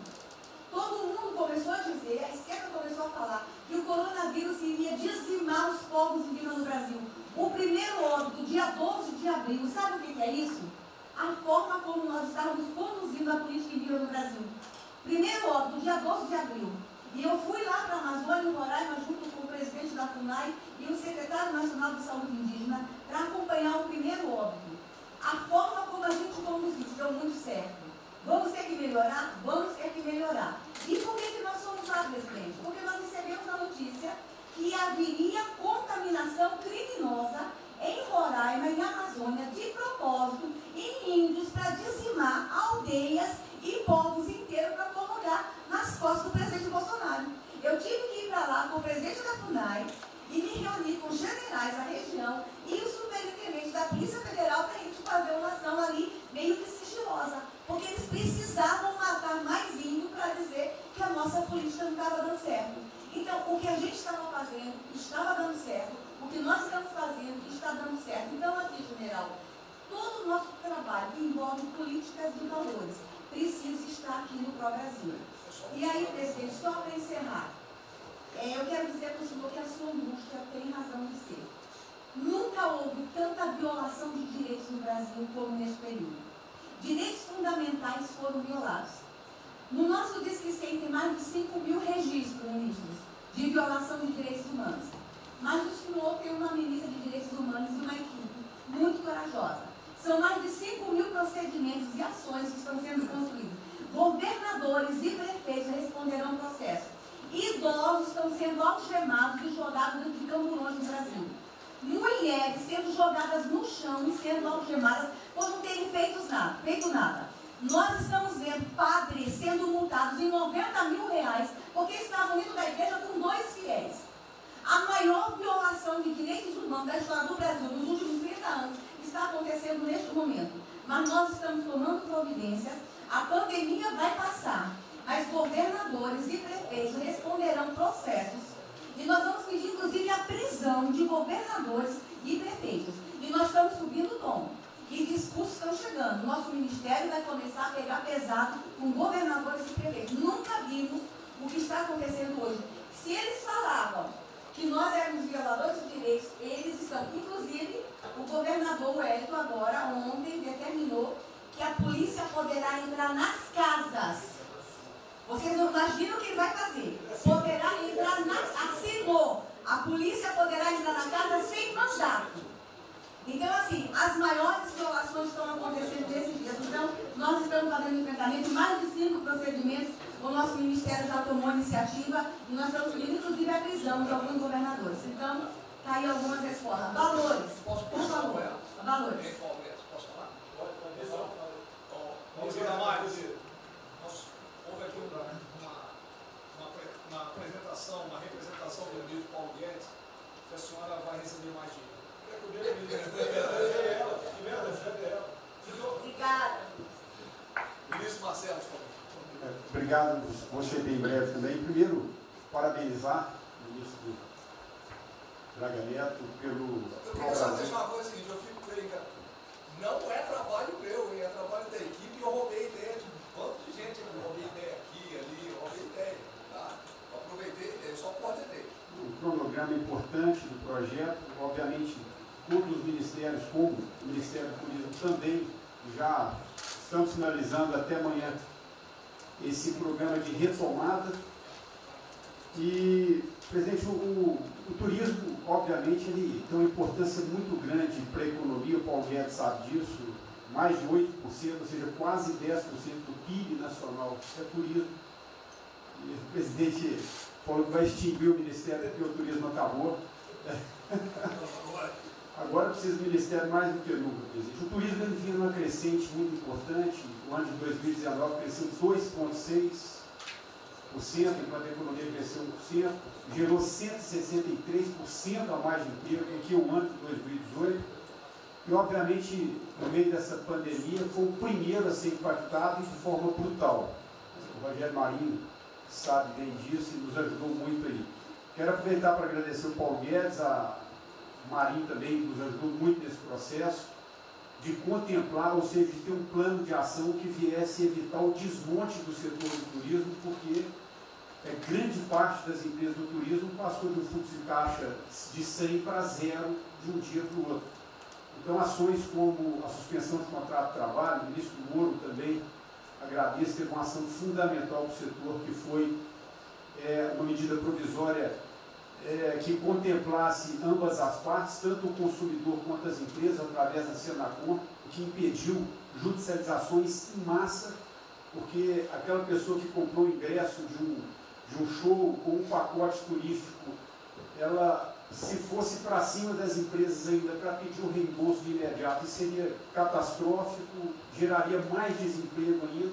Então, essa medida provisória garantiu que as empresas pudessem ter um fôlego, um prazo aí de até 12 meses para fazer esse reembolso. Um terceiro ponto foi a questão dos créditos, que está terminando de ser fechado junto ao BNDES. Agradeço muito aí também o Montesano, a Caixa Econômica também, o Pedro, o ministro Paulo Guedes, que o entrave maior estava na questão das garantias, mas a gente está conseguindo finalizar esse modelo de crédito para contemplar a todos, desde o meio ao micro, pequeno, médio, o grande empresário no Brasil do setor do turismo. O setor, presidente, ficou muito feliz, se sentindo contemplado com todas essas ações e medidas por parte do governo federal.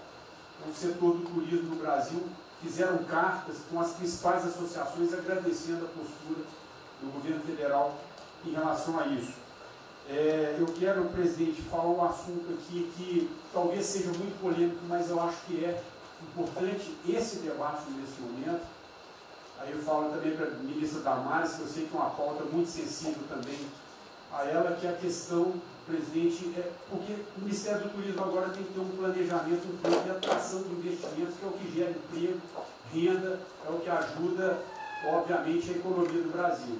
E para isso, presidente, eu acredito que é um momento propício nesse planejamento da retomada discutir os resorts integrados. Não é legalização de jogos, não é bingo, não é caça-níquel, são resorts integrados. Obviamente, presidente, uma pauta precisa ser construída, ainda mais estou olhando para o cara que veio para mim. A pauta precisa ser construída com as bancadas da Câmara, tanto a evangélica quanto a católica, mostrando ou desmistificando vários mitos que giram em torno disso. Não sei se o ministro Paulo Guedes concorda. Nós temos a possibilidade de atrair pelo menos 40 bilhões de dólares para o Brasil só de outorgas, de investimentos imediatos para essa pauta.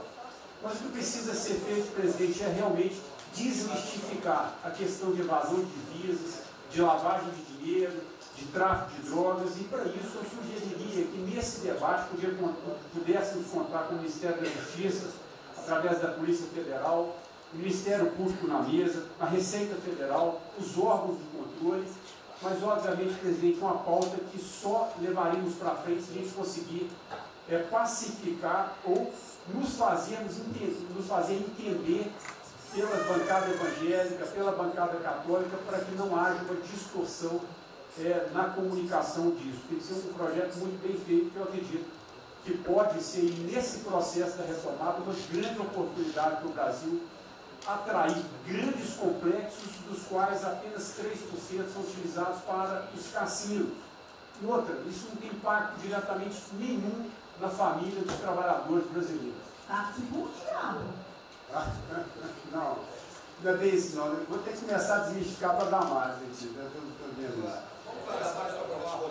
Então, presidente, aqui, não estou dizendo que a gente tem que colocar isso como um projeto de governo, obviamente, mas abrir esse debate em torno dos resorts integrados.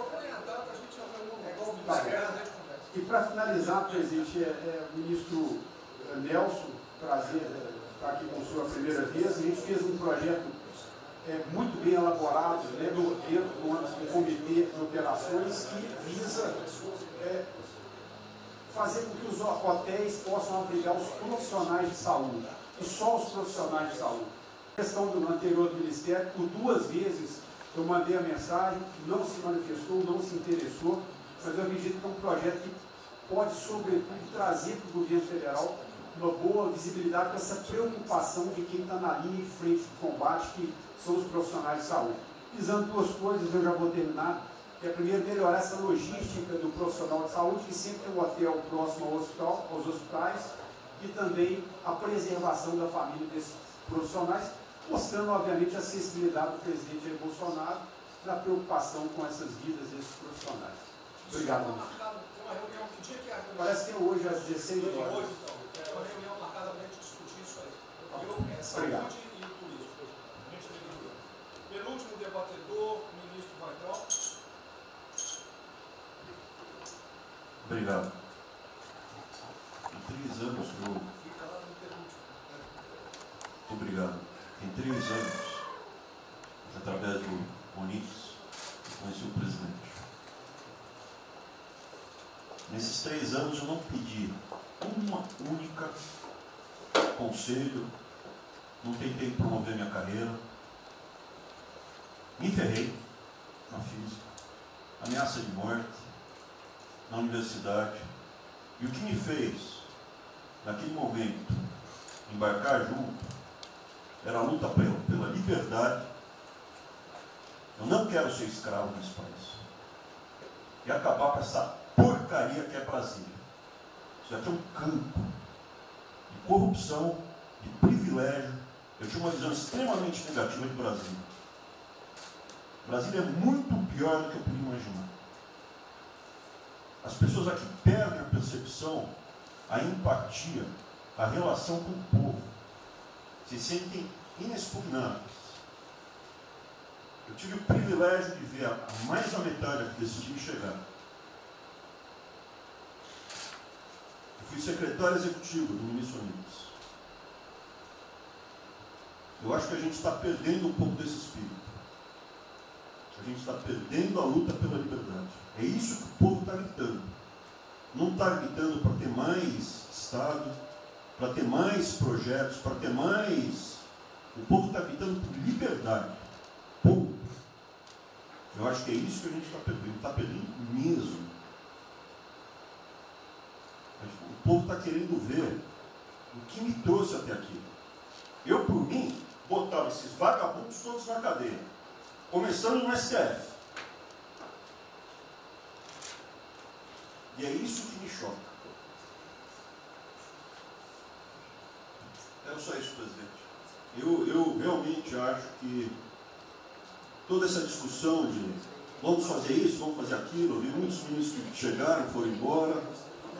Eu percebo que tem muita gente com agenda própria. Eu percebo que tem, assim, tem um jogo que é jogado aqui, mas eu não vim para jogar o jogo. Eu vim aqui para lutar. E eu luto e me ferro. Eu estou com um monte de processo aqui no Comitê de Ética da Presidência. Eu sou o único que levou processo. É um absurdo o que está acontecendo aqui no Brasil. A gente está conversando com quem a gente tinha que lutar. A gente não está sendo duro bastante contra os privilégios, contra o tamanho do Estado. E eu realmente estou aqui de peito aberto, como vocês sabem disso. Levo tiro, odeio o Partido Comunista. Está querendo transformar a gente numa colônia. Esse país não é. Odeio o termo povos indígenas, odeio esse termo, odeio. Povos ciganos, só tem um povo nesse país. Quer, não quer ser ré. É povo brasileiro, só tem um povo. Pode ser preto, pode ser branco, pode ser japonês, pode ser descendente de índio, mas tem que ser brasileiro, pô. Acabar com esse negócio de povos e privilégios. Só pode ter um povo. Não pode ter ministro que acha que é melhor do que o povo, do que o cidadão. É um absurdo, a gente chegou até aqui. O senhor levou uma facada na barriga. Fez mais do que eu, levou uma facada. Mas eu também estou levando quantidade e estou correndo risco. E fico escutando esse monte de gente defendendo privilégio, teta. Entendeu? É isso. Negócio, empréstimos. A gente veio aqui para acabar com tudo isso, não para manter essa estrutura. E esse é o meu sentimento extremamente chateado que eu estou vendo. Essa oportunidade se perder. Eu sou, evidentemente, eu estou no grupo dos ministros que está mais ligado com a militância, evidente, porque eu era militante. Eu estava militando de peito aberto, continuo militando, do ponto de vista de carreira. Eu poderia ter tentado me dar bem. Não foi isso que eu fiz. Não foi isso que eu fiz. Sei que isso daqui é um palácio, existem intrigas palacianas, estou sendo muito franco. E a gente pode sim perder a liberdade, perder esse país. Ninguém vai se dar bem se a gente perder esse país. Quem vai se dar bem são pouquíssimas famílias. Pouquíssimas famílias. Não se iludam. Não se iludam. É isso. Deixa eu complementar aqui. O que o Ventral está falando, eu estou com 65 anos, a gente vai se aproximando do que não deve. Eu já tenho me policiado tocante a isso daí. São pessoas aqui em Brasília, os três poderes, que não sabem o que é povo. Eu converso com alguns, não sabem o que é um feijão com arroz, não sabem o que é um supermercado, esqueceu. Acho que o dinheiro cai do céu. Eu estou com meus privilégios garantidos, meus 100 mil por mês, em média, 100 mil por mês, né? Legalmente. E acho que isso não vai acabar nunca. Como alguns acham que a liberdade, qual é desse cara? Tá maluco? Eu estou vendo mais antigo aqui, o João Heleno aqui. Ele sabe o que foi 64. Muitos aqui não sabem. Essa cambada que tentou chegar no poder de 64, se tiver chegado, ele estava fudido todo mundo aqui. Cortando, ele estava felicíssimo cortando cana, ganhando $20 por mês. Não pode esquecer disso. Nós não podemos esquecer o que é esse povo. Eu vou convidar os ministros para domingo e passar essa semana. Convite, né? Não é missão, mas convite. Para ver como é que está o cara na esquina. Depois ver uns merda para falar aí, né? Uns merda de sempre. O cara rompeu o isolamento, está dando um pé. Tem que fazer pro cacete, pô. Ele está passando fome, está na merda, pô. sentir o cheiro de povo. Como eu falei lá, é uma experiência para todo político sentir. E lá vem como é que está o negócio. Ou a gente tem que estar como se fosse, não, um general na retaguarda e deixar a tropa se ferrar na frente. Não, o general está na frente, o coronel está na frente, o capitão está na frente. Nós, heróis da Segunda Guerra Mundial, estiveram na frente do campo de batalha. Simples aqui, tenho certeza que as Forças Armadas vão cumprir com o seu papel, mas, né, nós temos que dar exemplo. E mostrar que o Brasil não é. Eu sou mais educado que o Ventura, até me poli muito, né, o linguajar que ele usou, mas não é isso. Que o pessoal pinta por aí, se reunindo de madrugada, para lá, para cá, cima de informações. O meu funciona.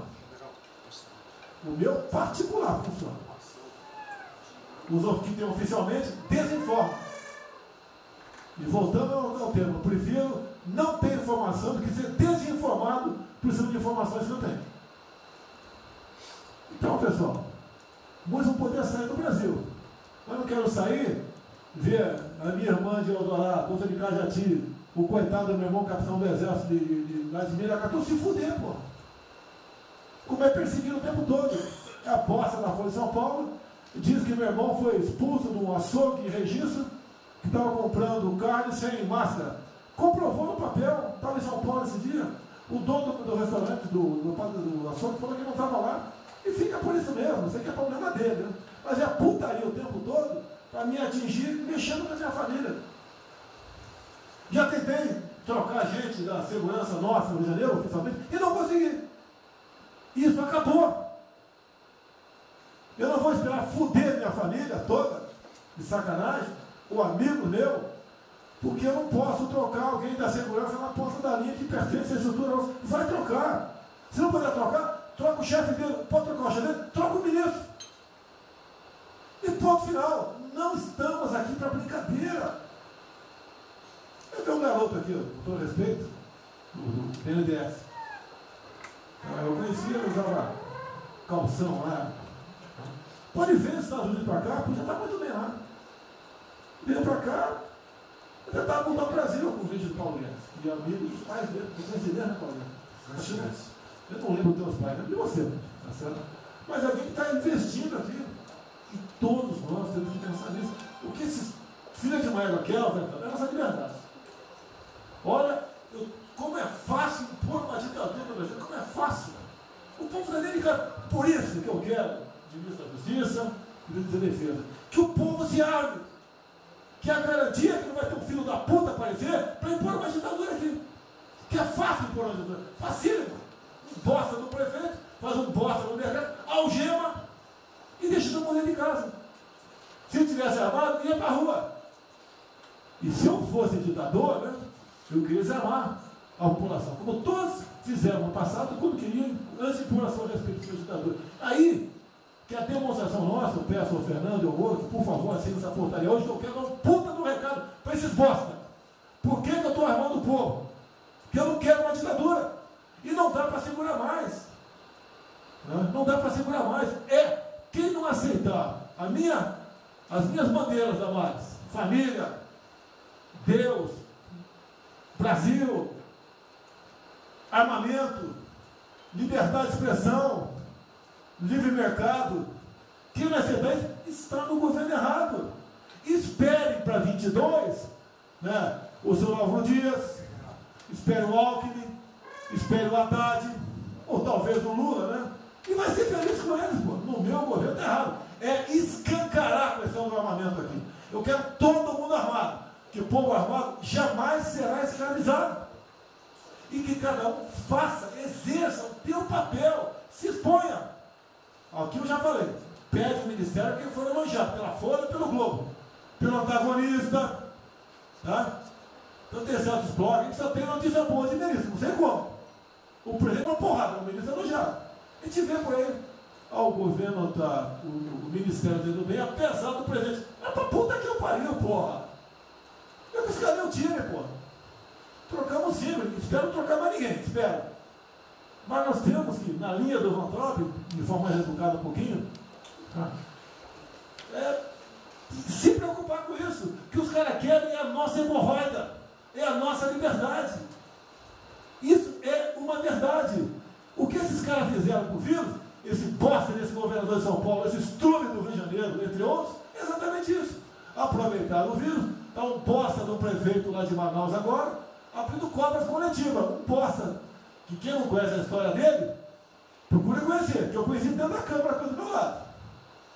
Né? E nós sabemos que a ideologia dele e o que ele prega. E que ele sempre foi.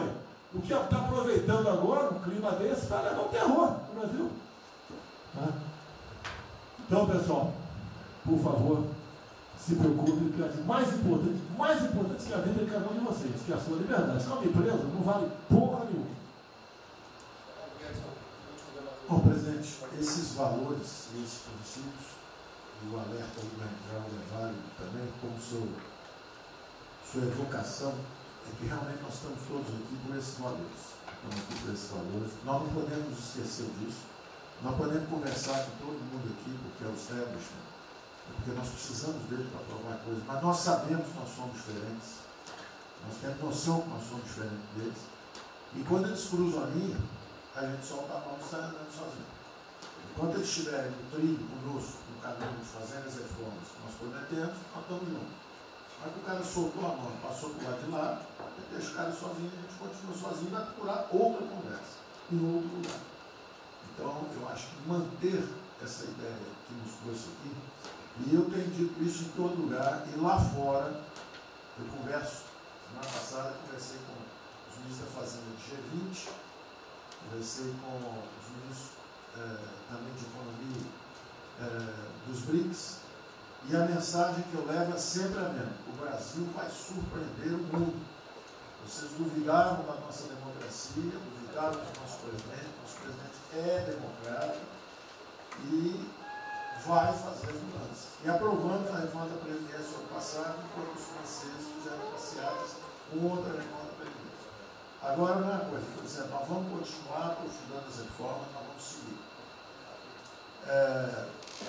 Eu conheço todas as histórias de reconstrução por profissão, obrigado a estudar isso, a reconstrução da Alemanha na Segunda Guerra, a Primeira Guerra com o Chaves, a Segunda Guerra com o Ludwig Erhard, a reconstrução da economia do Chile com os caras de Chicago, todos os casos, o caso da fusão das duas Alemanhas, eu conheço profundamente, no detalhe, não é de ouvir falar, de ler 8 livros sobre cada reconstrução dessa.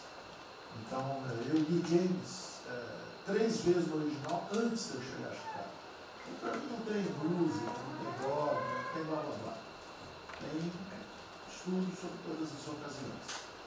E nós vemos uma demonstração disso quando nós estávamos indo numa direção norte, com as reformas estruturantes, e de repente, em 3 semanas e meia, nós fomos para o sul. Nós fomos elogiados hoje lá fora, semana passada, todo mundo elogiando, fazendo referência, que o Brasil está à frente de todos os emergentes, e Paris passou ali, só está atrás um pouquinho dos Estados Unidos. Os Estados Unidos está naquele caso, que é o cara que tem a moeda forte, ele tinha 1 trilhão para cada problema que ele tem e ninguém reclama. Fizemos vários programas antes dos alemães, vários programas antes dos ingleses, vários programas, de todo tipo. Então, se não existe algo aqui, é dogma. Existe capacidade de trabalho com um grupo extraordinário que tem. Então, nós atacamos em todas as direções. Primeiro, o campus foi lá e reduziu os compulsórios em 200 milhões. Logo depois, nós não tínhamos espaço constitucional, fizemos antecipações de benefícios e diferimento de impostos, porque não tinha espaço constitucional. Logo depois, tivemos espaço pelo Supremo e pelo Congresso. Entramos nas constitucionais, gastamos 300 e poucos bilhões, que não é muito. Tem uma ideia, o último déficit do governo Temer foi 160. Nós gastamos 300. Não gastamos tanto assim, mas atingimos 50 milhões de brasileiros, como diz lá o termo. 70 milhões de brasileiros. Lançando essa camada para os mais frágeis, pegamos os idosos, pegamos as empresas, microcrédito, depois de 0 a 360 mil, depois de 360 até 10 milhões. Montamos um comitê de bancos, estamos lá com o Montezano agora fazendo justamente a reestruturação. Não vai ter molezinha para a empresa aérea, para nada disso. É dinheiro que nós vamos botar usando a melhor tecnologia financeira lá de fora. Nós vamos botar dinheiro, vai dar certo, nós vamos ganhar dinheiro. Nós vamos ganhar dinheiro, usando recursos públicos, para salvar grandes companhias. Agora nós vamos perder dinheiro salvando empresas pequenininhas. Então nós estamos fazendo tudo by the book direitinho. Na conversa com os ministros da Fazenda lá de fora, eu disse que nós estamos com um déficit extraordinariamente alto esse ano, da mesma forma que eles, está todo mundo na mesma direção, só que nós caímos no chão, está uma confusão, tiro, porrada e bomba, mas nós não perdemos a busca. A gente cai, levanta e sabe para onde nós temos que ir. Nós não vamos perder a busca. Nós sabemos dos valores, sabemos dos princípios, sabemos o que nós estamos defendendo. Estamos defendendo liberdade, liberdade econômica, liberdade política. Nós sabemos o que nós estamos defendendo. E estamos agora, no meio dessa confusão, derrubando a última torre do inimigo. Uma coisa é que nós vamos fazer a reconstrução e a nossa transformação econômica. A outra coisa são as torres do inimigo que a gente tinha que derrubar. Uma era excesso de gasto com a Previdência, derrubamos assim quebrando. A segunda torre era os juros estão descendo, vão descer mais ainda. O Campos tem o mapa já, estamos descendo.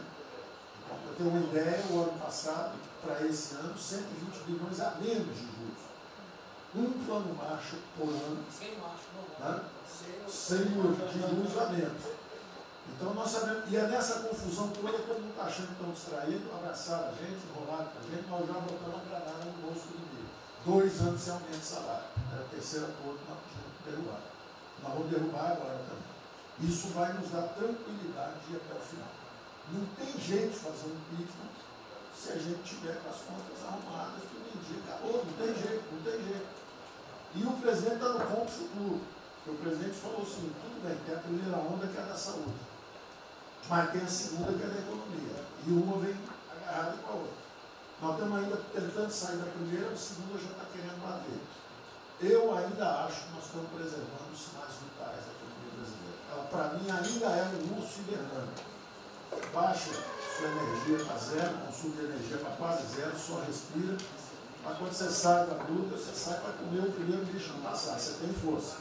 Nós não podemos deixar isso graças à super safra da nossa Tereza, à logística do Tarcísio, a comida está chegando, as exportações estão seguindo, a China é aquele cara que você sabe que você tem que aguentar, porque para vocês terem uma ideia, para cada $1 que a gente exporta 3 para a China.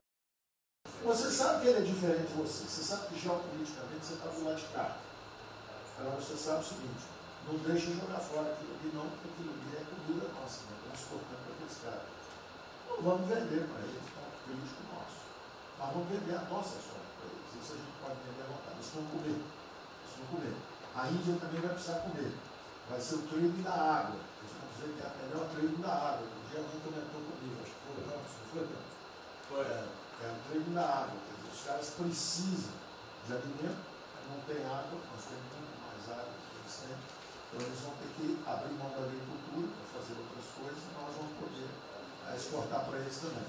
Então nós temos um mapa de voo bom, nós temos uma equipe jovem, preparada, todo mundo trabalhando junto, e nós não vamos perder o rumo, nós não podemos perder o rumo. Então vai ter muita conversa, vamos para cá, vamos para lá, vamos fazer isso, vamos fazer aquilo, não vamos perder o rumo não. Pode dar vestimento, bota perucadora, passa batom vermelho, faz uma opção de coisa que for necessária politicamente, mas não vão perder o rumo econômico, não, nós sabemos onde nós estamos indo. Então, eu estou só dando uma mensagem de tranquilidade para todo mundo aqui, que é o seguinte, nós não estamos fazendo nada exótico, dogmático, nada disso. Nós estamos indo numa direção, fizemos o que o mundo inteiro fez, em 3 semanas e meia, nós fizemos o que o mundo inteiro fez, só que nós não vamos perder o rumo, não. Nós sabemos para onde nós vamos voltar já já. Tá certo? E se o mundo for diferente, nós vamos ter capacidade de adaptação. Por exemplo, eu já tenho conversado com o ministro da Defesa, já conversamos algumas vezes, quantos 200 mil, 300 mil, quantos jovens aprendizes nós podemos absorver nos quartéis brasileiros? 1 milhão? 1 milhão a R$200, que é o Bolsa Família, R$300, o cara de manhã faz calistenia, aprende civil, organização social, como é que é o SPB, organização social e política, né? Faz ginástica, canta o hino, bate continente, de tarde, aprende a ser um cidadão, aprende o cidadão, disciplina, usar o tempo construtivamente, voluntário para fazer estrada, para fazer isso aqui. Sabe quanto custa isso? R$200 por mês, 1 milhão de cada, 200 milhões, joga 10 meses, 2 bi, isso é nada. Então nós vamos pegar na reconstrução, nós vamos pegar 1 bilhão, 2 bilhões e contrata 1 milhão de jovens aqui. A Alemanha fez isso na reconstrução. Aí você também quer fazer estrada, precisa de 3, 4 milhões a mais, tem um orçamento de 8, toma aqui seus 4 milhões. Isso não faz falta. Não faz falta. Não é isso o problema. A mesma coisa o nosso problema do jogo, lá nos recursos integrados, não tem problema nenhum, são milionários, executivos do mundo inteiro. O cara vem, fazem convenções, olha, o turismo saiu de 5 milhões de Singapura para 30 milhões por ano. O Brasil recebe 6. Uma pequena cidade recebe 30 milhões de turistas. O sonho do presidente de transformar o Rio de Janeiro em Cancún, lá nos Reis de Cancún, aquilo aí pode virar um raio. Entendeu? A mesma coisa a Espanha. A Espanha recebe 30, 40 milhões de turistas. Isso aqui é uma cidade da Ásia. Macau recebe 26 milhões hoje na China. Só por causa desse negócio. É um centro de negócio. É só maior de idade. O cara entra, deixa a grana lá, que ele ganhou anteontem, ele deixa aquilo lá, bebe, sai feliz da vida. Aquilo ali não atrapalha ninguém. Aquilo não atrapalha ninguém. Deixa cada um se fuder. Damares, deixa cada um. Damares, o presidente fala de liberdade. Deixa cada um se fuder do jeito que quiser. Principalmente se o cara é maior, vacinado e bilionário. Deixa o cara se fuder. Lá não entra nenhum brasileirinho. Não entra nenhum brasileirinho desprotegido. Se a CGU tiver como controlar a entrada e a saída do dinheiro. Isso, então vamos lá. Se não tiver como lavar dinheiro. Então, só para terminar as observações também finais ali, o Campos falou duas coisas também interessantes. Então, o Campos falou duas coisas interessantes ali. Uma é o seguinte: o estrangeiro para vir para fazer investimento, eu recebi um embaixador, já reportei isso para o presidente, eu recebi o embaixador dos Estados Unidos e ele veio conversar conosco. E a mensagem maior dele era uma só. Assim, ó, nós queremos um bom ambiente de negócio. Nós vamos colocar centenas de bilhões de dólares. O mundo inteiro quer investir no Brasil. Agora nós precisamos de um bom ambiente de negócio. Simplificação de impostos, segurança jurídica, coisa desse tipo. Né? Então, o secretário do Comércio Americano, que é o Wilbur Ross, o cara me disse o seguinte: eu só tenho um conselho para vocês. Vamos aderir ao GPA, ao General Purchasing Agreement, que é o seguinte: é um acordo, nós com a entrada na OECD, nós assinamos esse acordo, e esse acordo diz o seguinte: não pode haver nenhuma compra governamental sem transparência. Acabou. Então não basta a gente fazer isso, quer dizer, não vai fazer concorrência para concessão, privatização. Então nós já estamos na pista certa, já estamos indo na direção certa. Só uma informação sobre isso aí. Eu fiz uma reunião com o pessoal da CDE essa semana, agora foi semana passada, falando do nosso interesse. Eles falaram que já nos consideram na CDE. Sim. Tá? Então os ministérios, estou falando isso porque vários ministérios têm uma pauta a cumprir. Vamos continuar nisso porque vamos dizer, a impressão foi excepcional. Só um dado aqui do ACDE, rapidamente do ACDE, não, o embaixador disse isso. O embaixador disse: nós não podemos perder a oportunidade do presidente estar tão próximo aqui. Os nossos dois presidentes estão próximos. Nós não podemos perder essa oportunidade. O presidente da OCDE disse que realmente os Estados Unidos, que eram, vamos dizer assim, tinha uma certa objeção, agora já está favorável. Ministro, é só um dado: a OCDE, 90% dos países que hoje integram a OCDE já contam com os resorts integrados. Os outros 10% são muçulmanos. 88% tem um ensino domiciliar. Então a gente vai entrar com a MD hoje lá, tá? Homeschooling. Pronto, obrigada.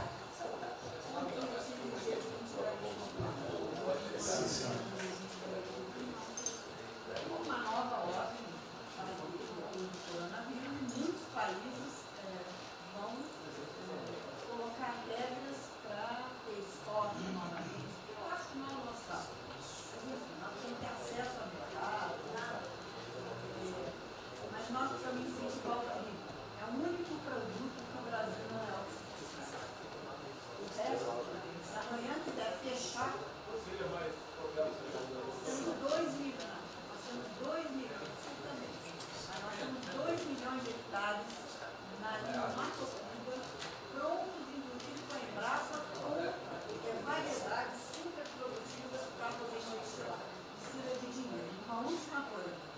dinheiro que volta, financiamento, que nós precisamos rebaixar os juros. A agricultura não aguenta 9% de juros, é muito alto. Sobre o Brasil, não fala nada, não? O Banco do Brasil não está tudo em cobra. O Banco do Brasil não está tudo em cobra, porque nem privado nem público. Então, se for apertar o Rubem, coitado, ele é super liberal. Mas se apertar ele e falar, bota o juro baixo, eu não posso, senão a turma, os privados, meus minoritários, me apertam. Aí você fala assim, bota o juro alto, eu não posso, porque senão o governo me aperta. O Banco do Brasil é um caso pronto de privatização. É um caso pronto, e a gente não está dando espaço.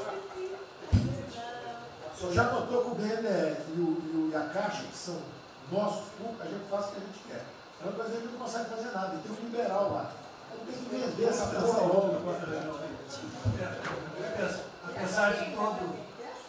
Apesar de todo aumento de risco que passou a haver no sistema bancário, o Banco do Brasil está expandindo bastante seus empréstimos e a agricultura, a ministra Tereza Cristina testemunha aqui de que o apoio está sendo muito grande e nós estamos numa situação confortável, ministro, porque, primeiro porque em termos de liquidez, o público vê o Banco do Brasil como um porto seguro.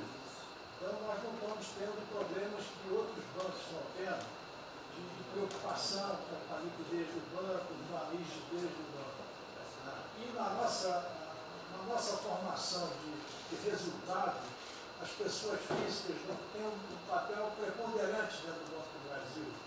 E nós temos a felicidade, nesse momento, de contar com folhas de pagamento de empresas públicas, das Forças Armadas, né, que em termos relativos estão numa situação mais segura do cidadão comum, que não participa de empresas públicas. Mas só confesse o seu sonho.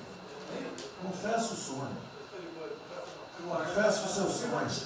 Em relação à privatização... Foi 23 a confessa, agora Em relação à privatização, eu acho que fica claro que com o BNDES cuidando do desenvolvimento, e com a Caixa cuidando da área social, o Banco do Brasil estaria pronto para um programa de privatização. Né? Mas isso a gente pode fazer. Só se discute, só se fala isso em 23. A gente pode fazer um dia um seminário aí, posso escrever, porque o Banco do Brasil no passado teve muitos privilégios pelo fato de ser público. Né? As folhas de pagamento vinham naturalmente do Banco do Brasil para a Caixa, a administração dos depósitos judiciais eram sempre do Banco do Brasil e da Caixa. Hoje isso tudo é processo de concorrência. Nós temos que pagar muito caro por esses antigos privilégios que não são mais privilégios. E fica só o lado ruim de ser estatal, pesando no Banco do Brasil. Porque a gente não tem a mesma facilidade de contratação, a gente não tem a mesma facilidade de demissão de maus funcionários e vai por diante. Quer dizer, tudo tem que se meter ao governo, tem o Tribunal de Contas travando tudo. Né? O Tribunal de Contas hoje em dia é uma usina de terror. Se a gente faz alguma coisa, está arriscado ir para a cadeia. Se não faz, é processado por inação. Você não tomou as providências que tinha que ter tomado. Virou um terror isso. Se ficar o bicho quieto, se correr o bicho come. Agora, se me permite, eu queria fazer uma observação rápida sobre a área de medicina. Eu acompanho os números diariamente. Eu vejo que os óbitos, eles chegaram diários, passaram de 200 durante alguns dias, 4, 5 dias, mais de 200 pessoas sendo mortas. De uns 4, 5 dias para cá, esses óbitos caíram bastante, já não chegam mais na casa de 200. A minha sensação, de quem não é especialista no negócio, mas que observa os números, é que o tal do pico, o tal famoso pico, que gerava tantas preocupações, a minha sensação é que esse pico já passou. Né? Agora... É que o senhor não viu o número que nós mostramos assim agora, mas isso é outra história. Senhores, sem querer cortar, muito obrigado a todos, porque senão não termina.